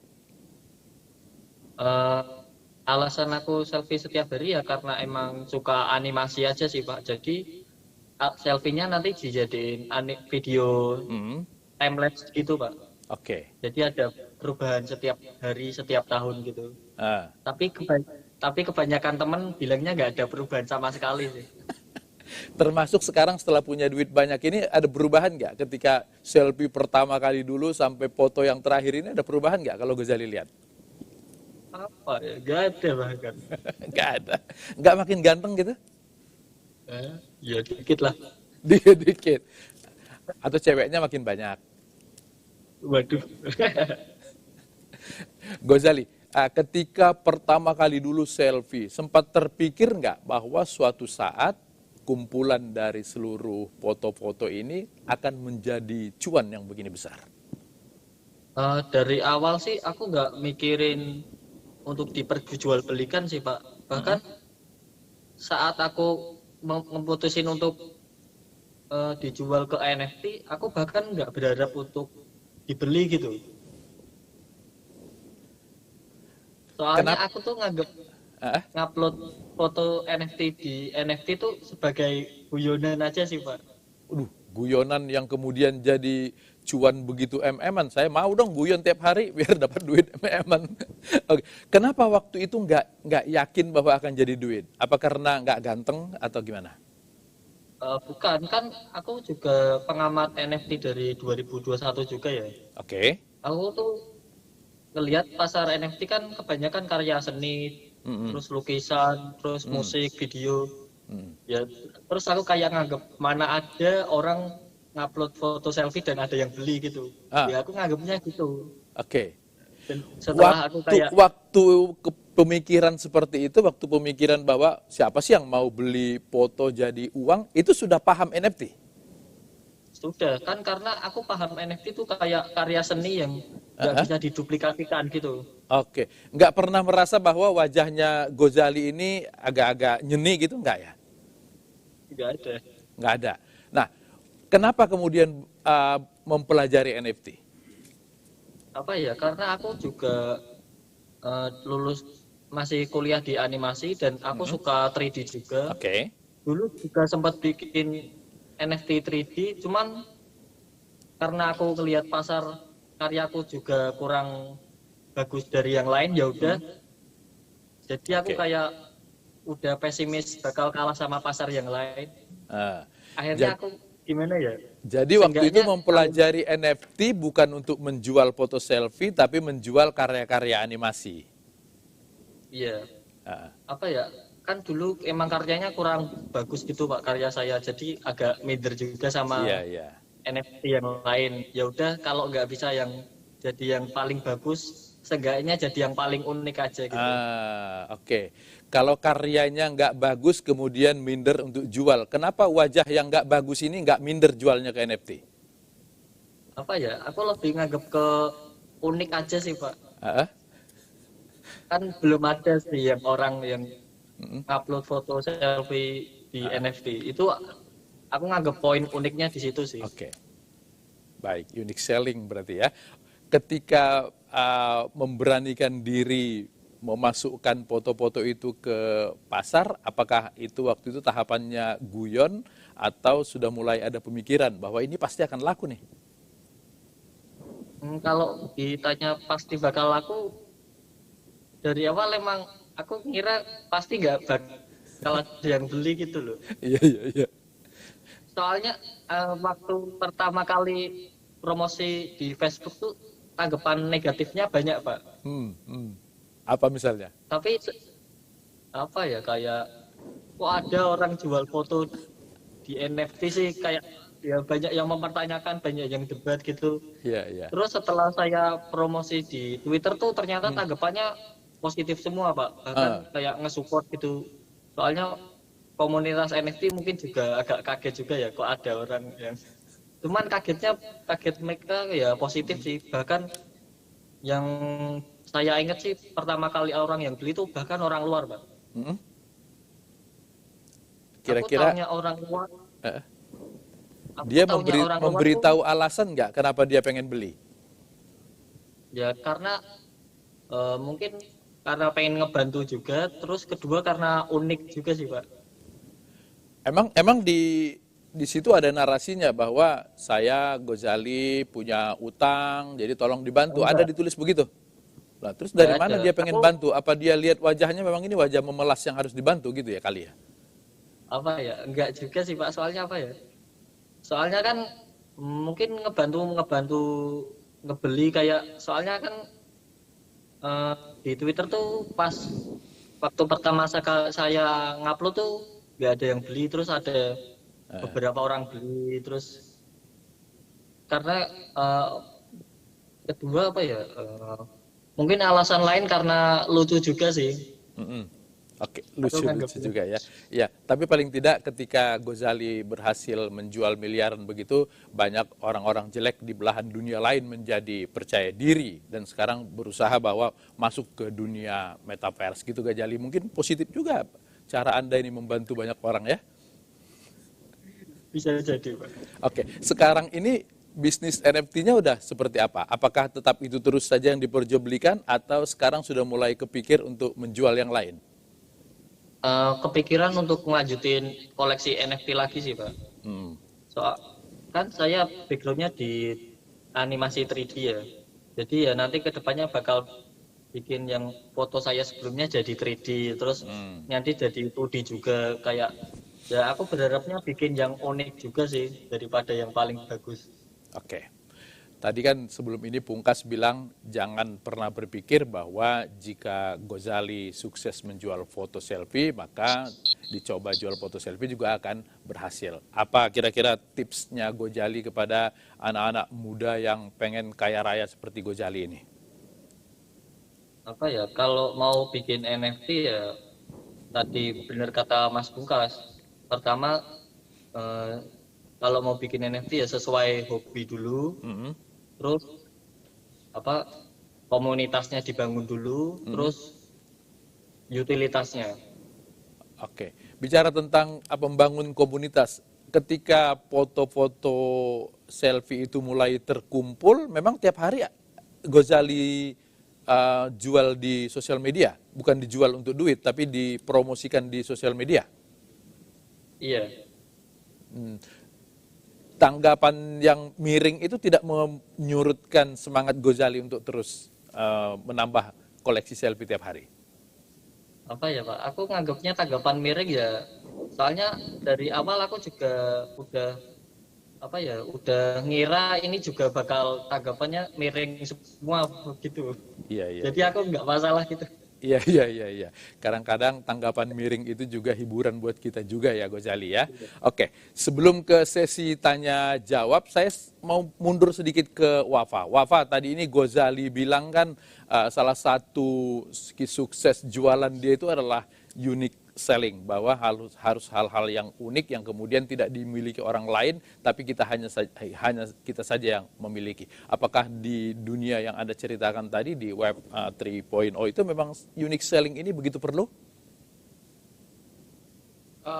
Sangat, karena pada dasarnya NFT aja itu definisinya itu kan non-fungible tokens gitu ya. Dia unik, dia tidak bisa diduplikasi dan jelas kepemilikannya atau ownership recordnya itu ada di siapa. Unique selling itu pasti karena mungkin kalau sekarang skalanya masih cukup kecil, pemainnya tidak begitu banyak gitu ya.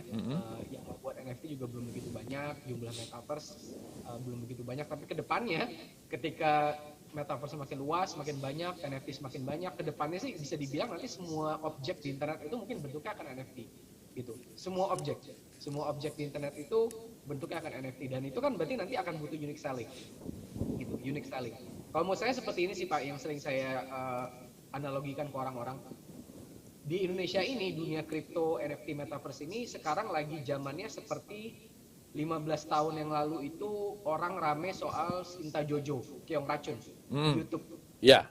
Sinta Jojo bikin video cover Keong Racun di YouTube gitu ya, ini tahun 2008 kalau nggak salah, tahun 2007, semua orang bertanya-tanya, oh kok bisa ya jadi terkenal di internet melalui platform apa ini? Saya baru dengar platform YouTube gitu kan. Kok bisa dapat uang juga dari situ gitu. Setelah itu mereka diundang kemana-mana gitu ya. Persis seperti Bro Gozali ini kemarin gitu kan. Nah, nanti akan ada prosesnya.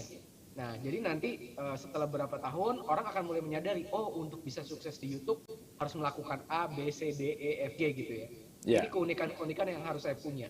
Itu butuh waktu sekitar 7 tahun, 8 tahun Pak. Kemarin itu dari Sinta Jojo Keong Racun sampai ke seperti yang kita lihat itu sekarang, seperti misalnya dulu awal-awal Edozel, Skinny Indonesian gitu ya, Raditya Dika dan lain-lain, itu butuh sekitar 7-8 tahun. Nah, apakah sekarang nanti juga akan butuh waktu selama itu? Harapan saya akan jauh lebih cepat gitu. Jadi nanti kita bisa sama-sama mempush industri ini agar lebih terakselerasi majunya gitu. Jadi tapi tetap poinnya sama, nanti semua orang harus memfigure out apa unique selling proposition mereka, apa value yang mereka bisa add, baru nanti mereka akan bisa grow sustainably di sana gitu Pak. Oke. Jadi kita harus berterima kasih ini kepada Bro Gozali bahwa dia juga memajukan NFT dan metaverse di Indonesia. Saya ke Pungkas. Bro Gozali udah lead the way, udah menjadi pioneer. Itu dia. Ketika yang lain masih mager, Bro Gozali sudah lari dengan sangat kencang. Saya ke Pungkas. Pungkas sebagai lembaga collectible ini kan juga kurasi gitu ya. Nah, hal-hal yang bisa nggak sih ada tipsnya yang begini ini pasti akan laku nih. Itu collectible bisa kasih itu nggak? Ya, jadi teman-teman kalau mau beli NFT ya, itu agak sedikit teknis tapi ya. Jadi pertama bahwa di dalam setiap NFT ada serial number-nya gitu. Nah, jadi serial number itulah yang akan menentukan siapa yang akan memiliki itu gitu. Nah, saya kasih contoh dengan sekarang yang mungkin teman-teman bisa lihat di dalam collectible.com. Katakanlah ada satu video. Nah, di dalam satu video itu kami jual boleh dimiliki oleh 250 orang, ada 250 serial number gitu. Artinya ada hanya 250 orang yang bisa memiliki satu video tersebut gitu. Nah, jadi teman-teman harus pelajari itu secara teknis dulu gitu. Itu yang pertama gitu. Yang kedua, teman-teman supaya tidak tersesat gitu juga harus perhatikan siapa yang memiliki atau pencipta utama dari si karya tersebut. Apakah benar dia adalah orang yang pertama kali menciptakan. Nah, di Collectible kenapa kami sebut itu terkurasi? Karena kami hanya bekerja sama dengan para IP yang memang pencipta pertamanya. Jadi penerbit yang memberikan. Nah, berbeda dengan di tempat lain yang mungkin ada kemungkinan penipuan. Jadi bisa saja orang mengklik mengambil salah satu karya kemudian dicemplungin gitu aja. Jadi foto Ghazali bisa saja dicemplungin 2 kali, 3 kali oleh seseorang tanpa kita tahu dan orang salah klik gitu ya. Nah, yang kami maksud dengan terkurasi adalah kami bertemu dengan penerbit pertama, kemudian kami kurasi bersama dengan mereka, memberikan mengupload ke dalam blockchain lokal yang kami gunakan dan resmi diakui oleh pemerintah yang namanya Vexanium. Kemudian itu dikriptografikkan gitu, artinya diupload ke dalam blockchain, diamankan gitu di dalam blockchain, ditulis smart kontraknya. Nah, baru kemudian kami desain dan jual ke masyarakat. Gitu. Nah, kenapa dia premium, kenapa dia eksklusif? Karena di dalam etalase, di dalam collectible ini tidak mungkin ada penipuan, tidak mungkin ada karya yang bukan dari milik si copyright si IP tersebut, gitu. Nah, saya rasa yang ketiga adalah terlibat. Nah, terlibat itu dalam arti terlibat dalam semua kegiatan komunitas di dalamnya, gitu. Nah, yang menarik adalah mungkin kalau kita analogikan dengan jalan-jalan gitu. Nah, katakanlah salah satu airline gitu, ya memberikan salah satu keuntungan benefit dengan mengkoleksi NFT mereka bisa dapat tiket gratis domestic route selama 12 bulan. Wah, siapa yang nggak mau nih gitu. Nah, ya berarti kita harus ikut dalam semua percakapan atau informasi yang mereka berikan di channel-channel digital zaman sekarang. Jadi saya saran masyarakat Indonesia, teman-teman di sini semua untuk cobain pakai Discord gitu. Nah, Discord adalah sebuah forum digital yang sekarang banyak digunakan oleh komunitas NFT dan banyak juga obrolan di Twitter tuh. Mas Ghazali rame pertama kali karena teman-teman di Twitter yang ngomongin gitu. Nah, jadi memang Twitter dan Discord ini akan jadi aplikasi pendukung di dalam ekosistem NFT kita. Saya rasa seperti itu. Oke, baik. Jadi Bro Ghazali ini selama 4 tahun setiap hari mengambil foto selfie. Jadi kalau 4 tahun itu berarti sekitar 1460 foto. Jadi apapun kegiatan yang kita lakukan bahwa dipandang orang itu sebagai sebuah kegiatan yang tidak berguna, ternyata di dunia digital pada saat ini semuanya bisa jadi cuan. 30 menit yang tidak terasa dan ini banyak sekali peserta yang ingin menambah pemahamannya. Saya sapa langsung Pak Aprian. Pak Aprian di mana ini? Di Bintaro. Dia nanya ke Mas Wafa, platform apa yang paling aman direkomendasikan untuk seorang pemula untuk bisa mengikuti atau jual beli dalam negara per NFT-an ini. Silakan Mas Wafa. Tentunya kalau platform marketplace sekarang kalau di lokal ada beberapa ya, di VC Gamers nanti kita akan ada VC Gamers NFT marketplace-nya di mana kami di sana akan orang bisa melakukan minting NFT terutama yang berkaitan dengan gaming. Semua NFT yang nanti ada di Runverse dan metaverse game lain yang diluncurkan oleh VC Gamers juga akan tersedia di marketplace NFT VC Gamers. Kemudian juga tentunya ada beberapa local player lain ya seperti toko kripto dengan toko Mo Ya tentu collectible juga salah satu pemain lokal juga yang sudah established. Kalau di global kan kita tahu ada OpenSea, ada LuxRare gitu ya. Semua nama-nama tadi itu nama-nama yang sudah memiliki reputasi baik lah. Jadi kita bisa yakin tidak akan banyak masalah di sana. Tapi yang perlu dipastikan, teman-teman harus menyadari kalau dunia Web3 ini adalah dunia decentralized. Gitu. Jadi central authority itu perannya lebih minim dibandingkan dengan dunia Web 2.0. Jadi segala aktivitas di Web3, apa yang kita beli, apa yang kita jual, yang mana yang kita beli, yang mana yang kita jual, itu harus berdasarkan our own research. Makanya sering kita sebut DYOR, D-Y-O-R, do your own research. Gitu. Karena segala sesuatunya nanti yang terjadi itu adalah tanggung jawab kita sendiri.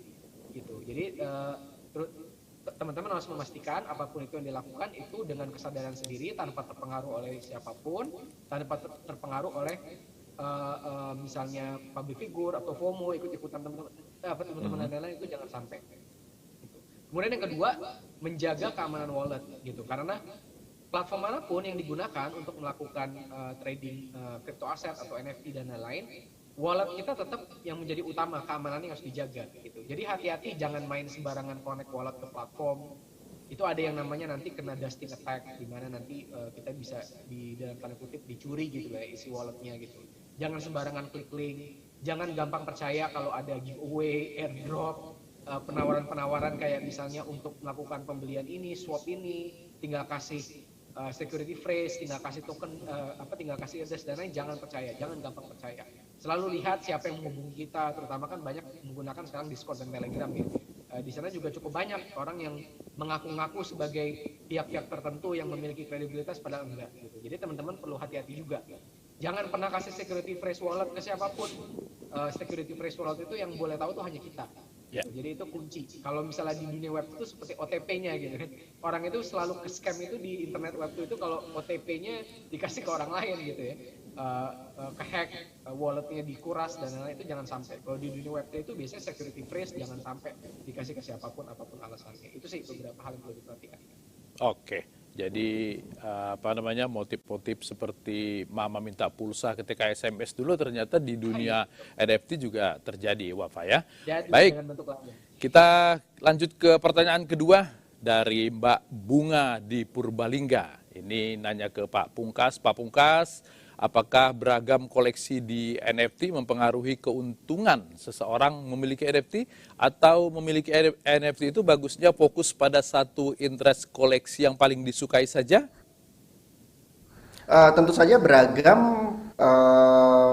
sama saja dengan kita menyukai lukisan gitu. Kalau kita punya seluruh koleksi lukisannya, tentu saja suatu hari nanti pada saat harga lukisan itu naik, ya kita juga diuntungkan pada saat kita punya niat untuk menjual. Nah, sekali lagi pastikan teman-teman mengingat 3 hal ini. 1, kelangkaan. Jadi jangan sampai NFT yang dibeli itu ternyata nggak jelas jalan ceritanya, berapa jumlahnya atau supply-nya gitu. Jadi harus tahu ini tingkat kelangkaannya seberapa. Jadi yang tadi saya bilang dengan serial number. Terus yang kemudian yang kedua adalah bagaimana cara si desain tersebut atau aset NFT tersebut diciptakan. Nah, siapa penciptanya, bagaimana cara dia menggambar, mendesain atau merekamnya gitu. Saya kasih contoh tadi misalnya kayak goal atau smash gitu, itu tidak bisa diulang. Selfie yang terjadi selama 900 kali itu tidak bisa diulang. Jatuhnya sinar, kemudian background, apalagi nomor berapa? Nomor 311 ya, ada sebuah penampakan. Nah, itu sesuatu yang tidak bisa diulang, artinya sangat langka. Yang kedua adalah komunitas yang mengkonfirmasi. Yang ketiga adalah utility. Jadi benar kalau seandainya kita beli banyak, ya utility-nya dapat semakin banyak. Ada banyak sekali gamification juga di dalam NFT marketplace. Jadi contoh, kita harus beli 3 NFT ini dulu yang langka, baru kemudian kita boleh untuk beli level yang berikutnya. Jadi sama seperti main game, ada common, ada rare, ada epic gitu. Bisa juga gamification itu kita buat seperti pencarian harta karun gitu. Jadi misalnya NFT A, jadi kita berencana untuk mengeluarkan sebuah konsep NFT gamification bersama teman-teman seniman, teman musisi, itu adalah menyembunyikan lirik lagu mereka di dalam NFT. Jadi supaya jadi sebuah lagu harus dicari dan dikoleksi NFT-nya A, B, C, D, udah kayak Yosan ya. Mungkin Mas Latif ingat ya zaman dulu Yosan N-nya nggak pernah ketemu gitu. Nah itu salah satu gamification yang sekarang kami melihat, makanya ada new economy, ada new experience di dalam sini gitu di NFT ini. Oke, dunia baru, ekspresi yang baru juga bisa menjadi sumber uang baru. Baik. Ini ada Pak Leo. Pak Leo dari Pademangan mau menyapa Bro Gozali. Bro Gozali, cara mencairkan uang dari NFT kemarin itu seperti apa sih? Apakah sudah bisa langsung di-convert atau konversi ke rupiah? Cara nyairin uangnya tuh pertama kita punya kayak walletnya dulu, dompet. Contohnya kayak MetaMask. Terus uangnya tuh ke MetaMask baru ditransfer ke exchanger. Salah satu exchangernya bisa tahu kayak Toko Kripto, Indodax, terus Pintu, ya banyak sih exchanger di Indonesia. Terus nanti setelah ditransfer ke exchanger, nanti koinnya itu bisa dijual ke exchangernya, baru setelah dijual ke exchanger baru ditarik melalui bank. Ketika ditarik dari bank itu sudah bisa dalam bentuk rupiah ya? Ya benar. Jadi kalau ada teman Anda minta ditraktir, Gozali duitmu banyak, traktir dong. Ini uangnya masih di exchanger gitu alasannya ya? Bisa jadi alasan. bisa jadi alasan. Oke, baik. Saya selalu kagum sama Gozali ini dengan segala kepedeannya. Ternyata dengan wajahnya yang sederhana, dia punya pemahaman yang bagus sekali tentang teknologi dan tren baru di dunia ini. Baik, ini dari Dedi di Surabaya. Pak Dedi, ke siapa ini nanyanya? Gozali lagi? Ini Wafa aja deh. Oke, saya terkendala untuk menjual NFT karena harus punya e-wallet seperti yang diceritakan oleh Gozali tadi. Uang modal itu fungsinya apa ya? Ini menyambung dari penjelasan Gozali tadi. Wafa bisa bantu? Mungkin nanti ini Bro Pungkas juga bisa feedback ya. Setahu saya sih kalau untuk create wallet itu nggak butuh uang modal sama sekali. Download Trust Wallet di Play Store itu gratis, download MetaMask gratis, bisa create wallet tanpa harus mengisi apa-apa. Untuk connect ke kebanyakan marketplace juga setahu saya tidak perlu untuk ada modal, bisa langsung connect. Kayaknya yang kalau butuh modal itu kayaknya yang play to earn games ya, biasanya ya. Seperti kalau mau main aksi itu biasanya harus top up dulu walletnya untuk nanti membeli NFT awalnya gitu. Tapi mungkin Bro Pungkas bisa kasih penjelasan yang lebih. Ini kayaknya maksud gas fee, Wafa, kayaknya ya. Oh, gas fee. Iya. Jadi begini, kalau perpindahan aset antar wallet, entah itu nanti NFT atau kripto gitu, itu butuh yang namanya gas fee.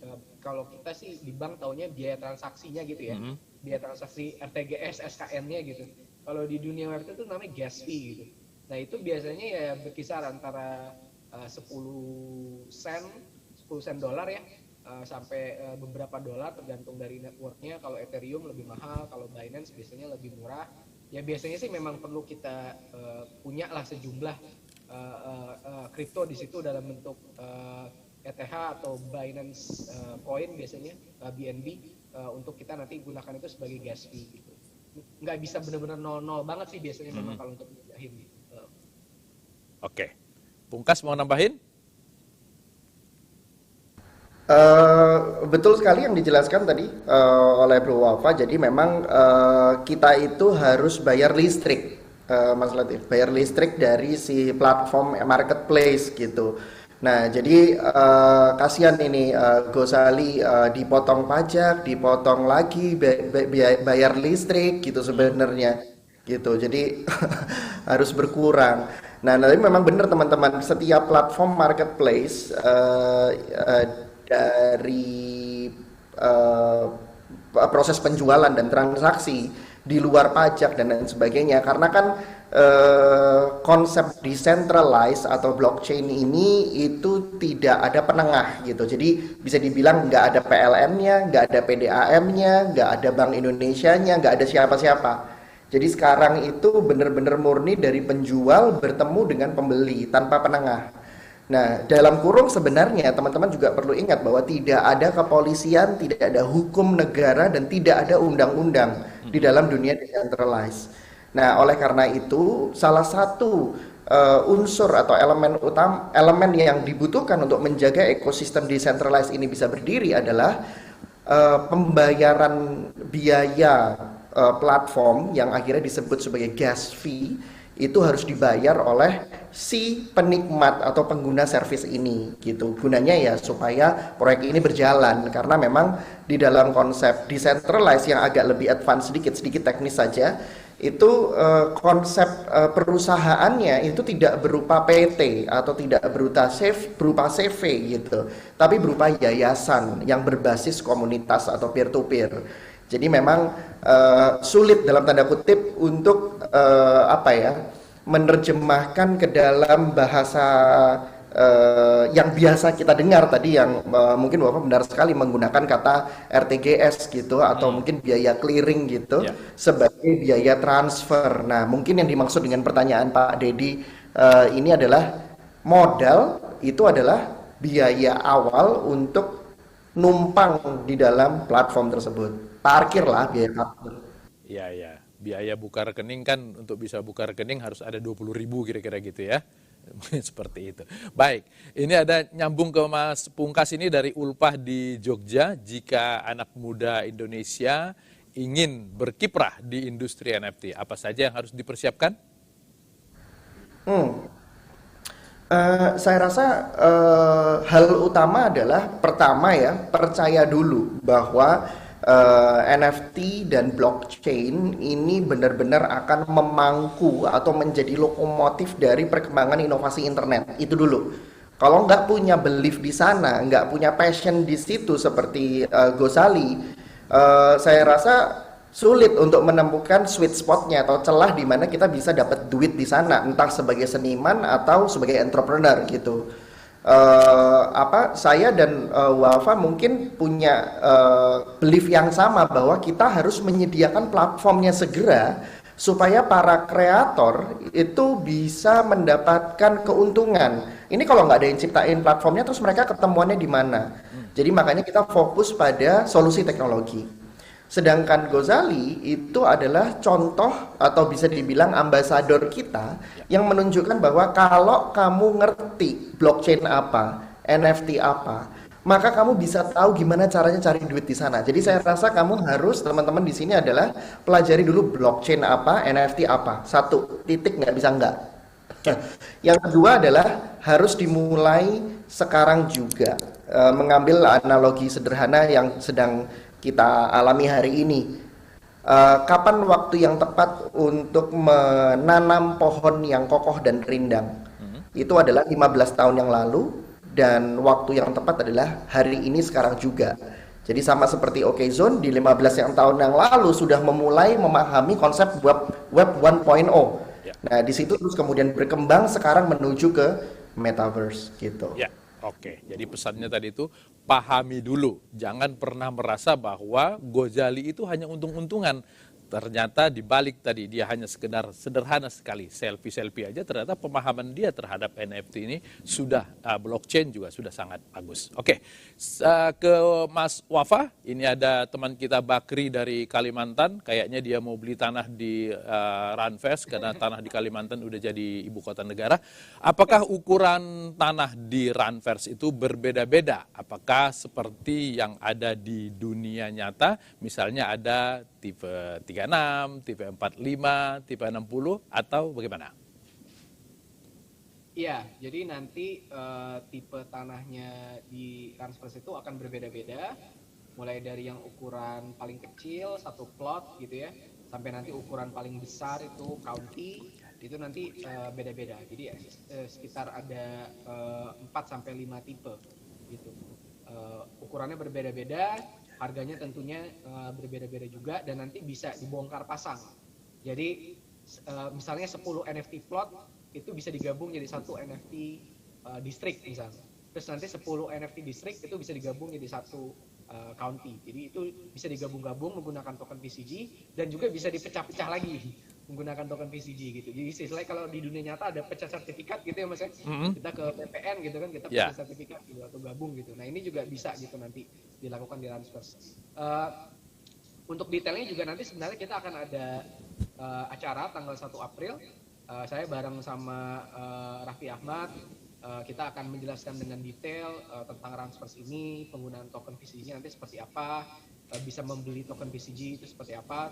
PCG sekarang sudah tersedia di Dodak, bisa dibeli menggunakan rupiah, dan itu nanti kita akan jelaskan secara detailisasi. Gitu. Semoga nanti prosesnya mudah-mudahan sih cukup simpel, apalagi kalau teman-teman yang udah punya wallet atau biasa main di exchange gitu ya seperti Indodax atau toko kripto, mudah-mudahan prosesnya bisa sangat simpel. Tadi ini tertarik dengan penjelasannya dari Pungkas, yang Pungkas bilang bahwa tidak ada hukum, tidak ada polisi. Ini langsung ada Reski yang tanya tadi. Bagaimana dengan legalitasnya kalau di sana tidak ada hukum? Pungkas mungkin bisa menambahkan? Ya, ya memang legalitas itu tidak dikenal di dalam dunia decentralized. Nah ini tadi, bagaimana ya? Menjelaskannya adalah jadi platform blockchain itu adalah sebuah cloud provider, sebuah teknologi cloud yang mungkin sekarang kita kenal ya simpelnya Google memiliki Google Drive gitu ya. Jadi kita simpan file kita di sana dan sebagainya gitu. Nah, terus kemudian ada operating system. Blockchain itu juga ada merek-mereknya, ada operating system. Jadi ada Microsoft-nya, ada Macintosh-nya gitu. Nah, dari satu blockchain ke blockchain yang lain itu tidak bisa ngobrol. Jadi sama kayak aplikasi yang ada di Windows belum tentu bisa jalan di Apple, yang di Apple belum tentu bisa jalan di Windows gitu. iPhone dan Android dan lain sebagainya. Makanya mereka punya cara bekerja atau operating system yang berbeda. Nah, para blockchain provider ini itu dimiliki oleh para komunitas atau istilahnya peer-to-peer blockchain miners. Ini istilahnya agak teknis, tapi simpelnya adalah para komunitas ini kemudian mereka menyediakan layanan yang tidak bergantung pada entitas gitu. Makanya disebut decentralized. Nah, yang saya maksud dengan tidak ada legalitas, tidak ada hukum yang berlaku di decentralized, itu artinya tidak bergantung pada konsep centralized. Nah, konsep centralized itu adalah konsep adanya patuh terhadap hukum salah satu negara, gitu. Nah, yang dilakukan itu apakah ada legalitasnya? Legalitas itu kalau di satu negara hubungannya sama polisi sama hukum. Nah, kalau di blockchain decentralized, kalau ada sesuatu terjadi itu yang membantu itu adalah komunitas, gitu. Tapi teknologi yang disebut blockchain itu sangat canggih sehingga mampu untuk memastikan bahwa setiap aset itu tercatat atas nama kita. Nah, makanya tadi saya bilang harus ada pemahaman di situ dulu gitu. Jadi, nah kalau di collectible kami menghack teknologi itu menjadi hybrid, di mana sebuah NFT itu tercatat di dalam blockchain tapi transaksinya menggunakan rupiah.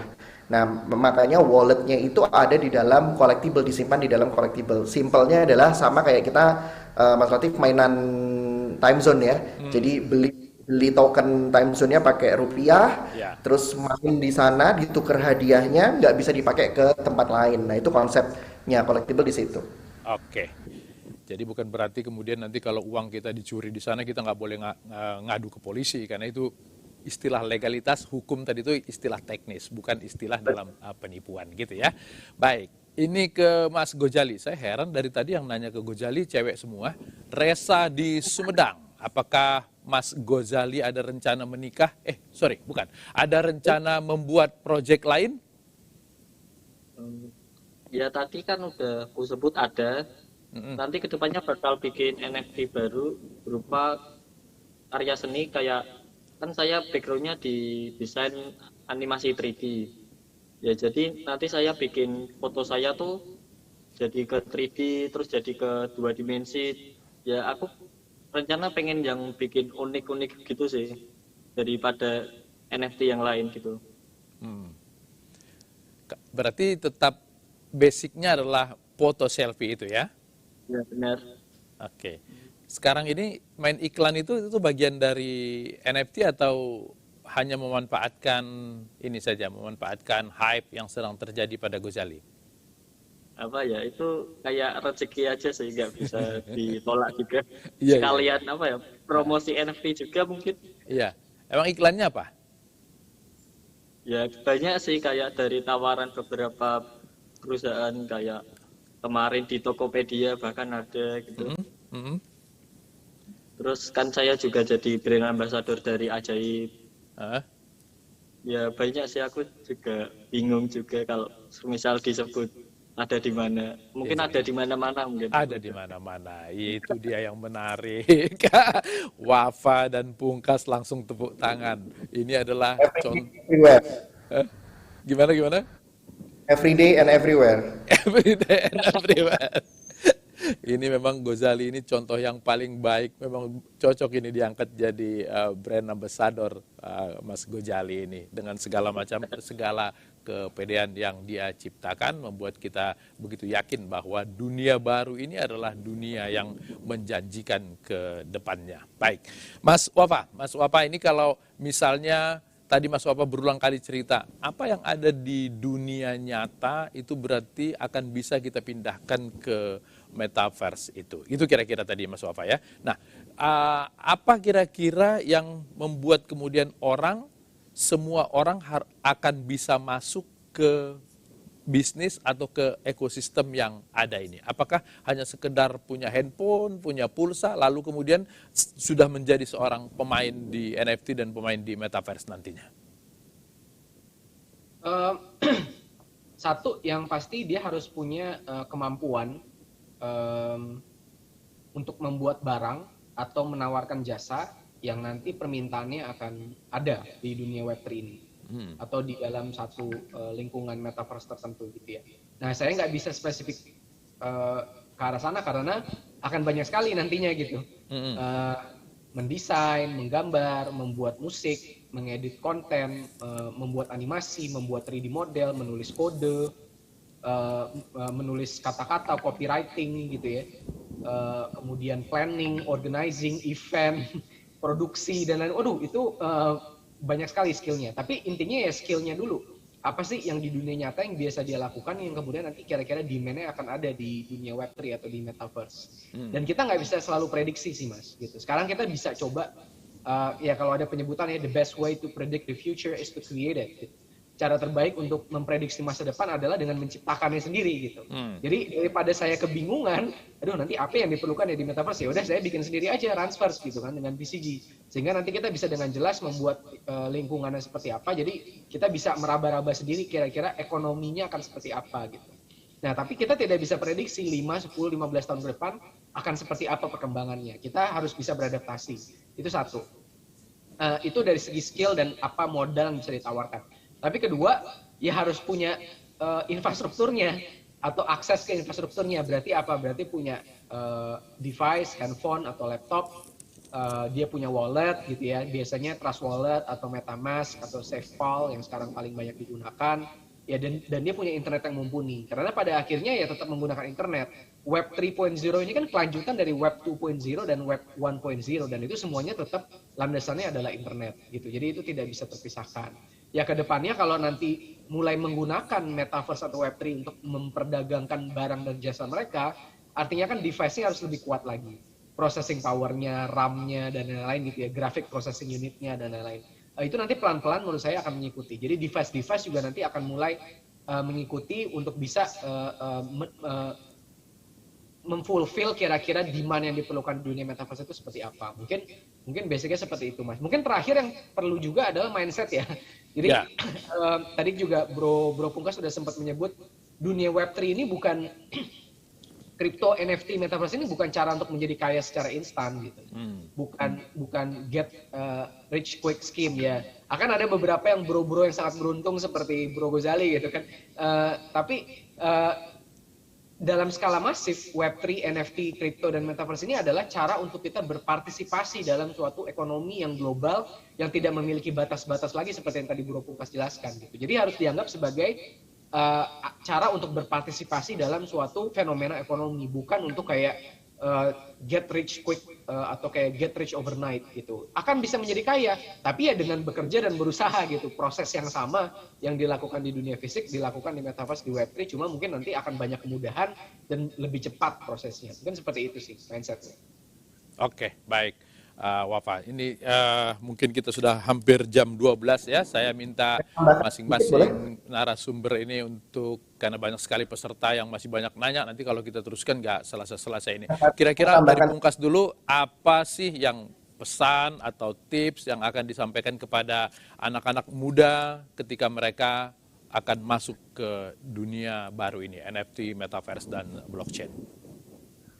Ya, dari semua yang sudah kita bahas hari ini, saya rasa hal yang ingin saya angkat dan ingatkan ke teman-teman adalah pertama, NFT ini bukan satu-satunya berupa desain digital, tapi sekali lagi harus kita bayangkan NFT adalah tiket menuju metaverse gitu.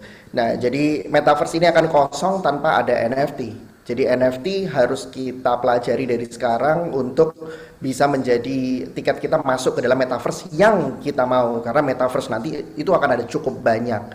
Nah,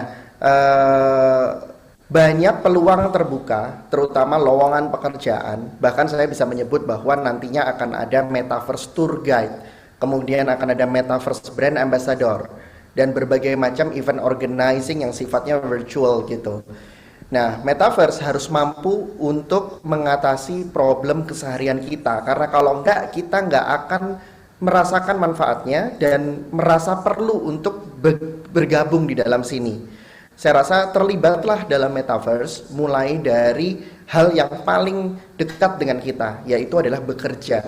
Karena bekerja seperti meeting seperti ini, terus kemudian dealing bisnis, negosiasi, kemudian survei lokasi dan lain sebagainya gitu. Kalau itu kita mulai dan kita bisa menikmatinya, maka kita sudah bisa disebut metaverse ready. Nah, di dalam metaverse itu sendiri bukan berarti hanya virtual saja. Contohnya misalnya seperti ini. Ini adalah NFT digital yang kami sebut sebagai phygital, physical digital. Ini adalah NFT pertama di Indonesia yang kami cetak dengan jumlah yang sangat terbatas. Di belakangnya itu bisa diklaim dalam bentuk QR code gitu, dan Anda langsung bisa menikmati ini sebagai tiket menuju ke metaverse. Nah, ini adalah untuk menonton pertandingan Indonesia Basketball League di Senayan pada saat Anda bergabung dalam komunitas collectible. Itu hanya sedikit contoh di mana there is a borderless and unlimited experience yang kami sebut sebagai Omni Experience Extended Reality yang teman-teman bisa nikmati. Jadi mari kita segera punya tiket menuju metaverse yang bernama NFT. Terima kasih dan selamat ulang tahun Okezone. Oke, baik. Kita ke Bro Gozali. Bro Gozali, ini Anda punya utang yang banyak nih kepada publik. Karena sekarang semua orang berkeyakinan bahwa mereka bisa seperti Gozali. Kira-kira tips atau harapan apa dari Gozali yang ingin disampaikan kepada para milenial kita? Apa ya, harapanku sih untuk kalian semua yang pengen mungkin beli NFT terus cuan, apa ya, ya bisa, cuman jangan FOMO sih saranku. Jangan ikut-ikut temen, terus teman bilang beli ini nanti harganya naik atau gimana, itu jangan ikut-ikut teman sih. Menurutku kalau mau beli NFT itu saranku pertama suka sama karyanya dulu, kedua tahu komunitasnya gimana, ya ketiga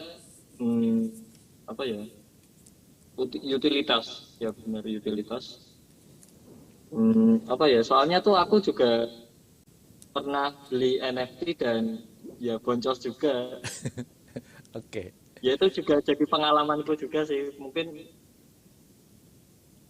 di pengalaman buat teman-teman yang lain juga. Oke. Sebelum mengucapkan selamat ulang tahun juga untuk Okezone, sebetulnya yang paling menarik dari Gozali ini adalah bagaimana memanfaatkan keunikan. Nah, kalau itu apa yang dari kata unik itu apa yang ingin disampaikan? Unik ya, menurutku unik tuh apa ya, agak bingung juga sih. Soalnya tuh kalau dibilang unik, ya tanggapanku beda dari yang lain. Itu Oke. Beda dari Ya, yang itu. lain. Jangan pernah merasa bahwa kalau kita kelihatan kurang dari orang lain, itu ternyata kalau diolah dengan baik bisa menjadi kelebihan. Mungkin begitu Ghazali ya? Ya. Oke. Kau yang mengawali, kau yang mengakhiri, Wafa, kira-kira apa pesan-pesan yang mau disampaikan supaya ketika kita masuk ke dunia baru ini, kita tidak menjadi orang yang gagap, tapi sampai di sana kita sudah menjadi orang yang sangat siap.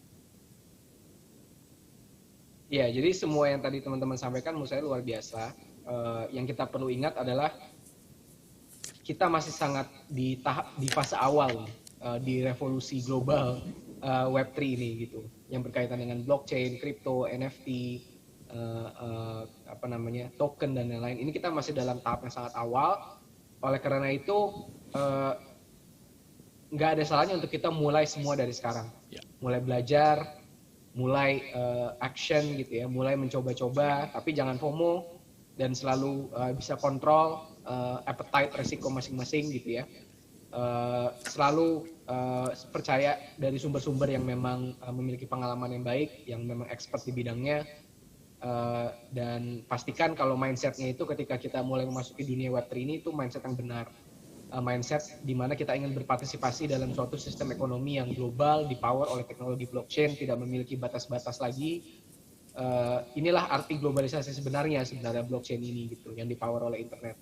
Jadi mindsetnya harus ke sana, bukan mindset untuk menjadi kaya secara cepat. Menjadi kaya itu bisa, tapi nggak ada bedanya dengan di dunia nyata. Kita harus juga berusaha gitu, dan membutuhkan waktu dan membutuhkan komitmen gitu. Dan mungkin ya terakhir, terima kasih juga untuk Okezone, untuk MNC Group yang sudah memberikan wadah ini ditonton oleh hampir 1.000 orang gitu kan. Menurut saya 1.000 orang itu jumlah yang sangat baik untuk memulai suatu perubahan dalam skala besar. Kalau semua orang di sini mulai mencoba mengembrace, mengapresiasi dengan baik gitu ya, kemudian menyebarkan, spread the word gitu, itu menurut saya Indonesia bisa jadi salah satu leading player di dunia Web3 ini gitu. Di Web 2.0 kita sudah ketinggalan dan bisa dibilang sudah telat, tapi di Web 3.0 ini semua di riset, dan menurut saya Indonesia punya real shot untuk bisa jadi leading player di dunia Web3 gitu. Mungkin itu. Terima kasih. Oke, baik. Tidak ada langkah 1.000 yang tidak diawali dari langkah pertama. Mari kita sama-sama melangkah, kita manfaatkan kelebihan dari dunia virtual saat ini. Mudah-mudahan bisa menjadi rezeki di masa yang akan datang. Terima kasih Wafa, Pungkas, dan Bro Ghazali. Bro Ghazali belum mengucapkan selamat ulang tahun Okezone nih tadi. Oh iya, lupa saya. Iya. Selamat ulang tahun buat Okezone ke-15. Iya. Oke, terima kasih Bro Ghazali. Terima kasih juga buat XL Prioritas yang hanya dengan Rp90.000 saja mendaftar sebagai pelanggan sudah bisa menikmati unlimited internet dan diskon hingga 60% selama 2 bulan. Buat XL Prioritas, jika mau mengambil Bro Ghazali sebagai bintang iklan, hubungi segera Bro Ghazali sebelum terlambat. Terima kasih semuanya. Mudah-mudahan perbincangan kita pada hari ini bisa menjadi meluas ke seluruh dunia dan Indonesia menjadi pionir di bidang metaverse.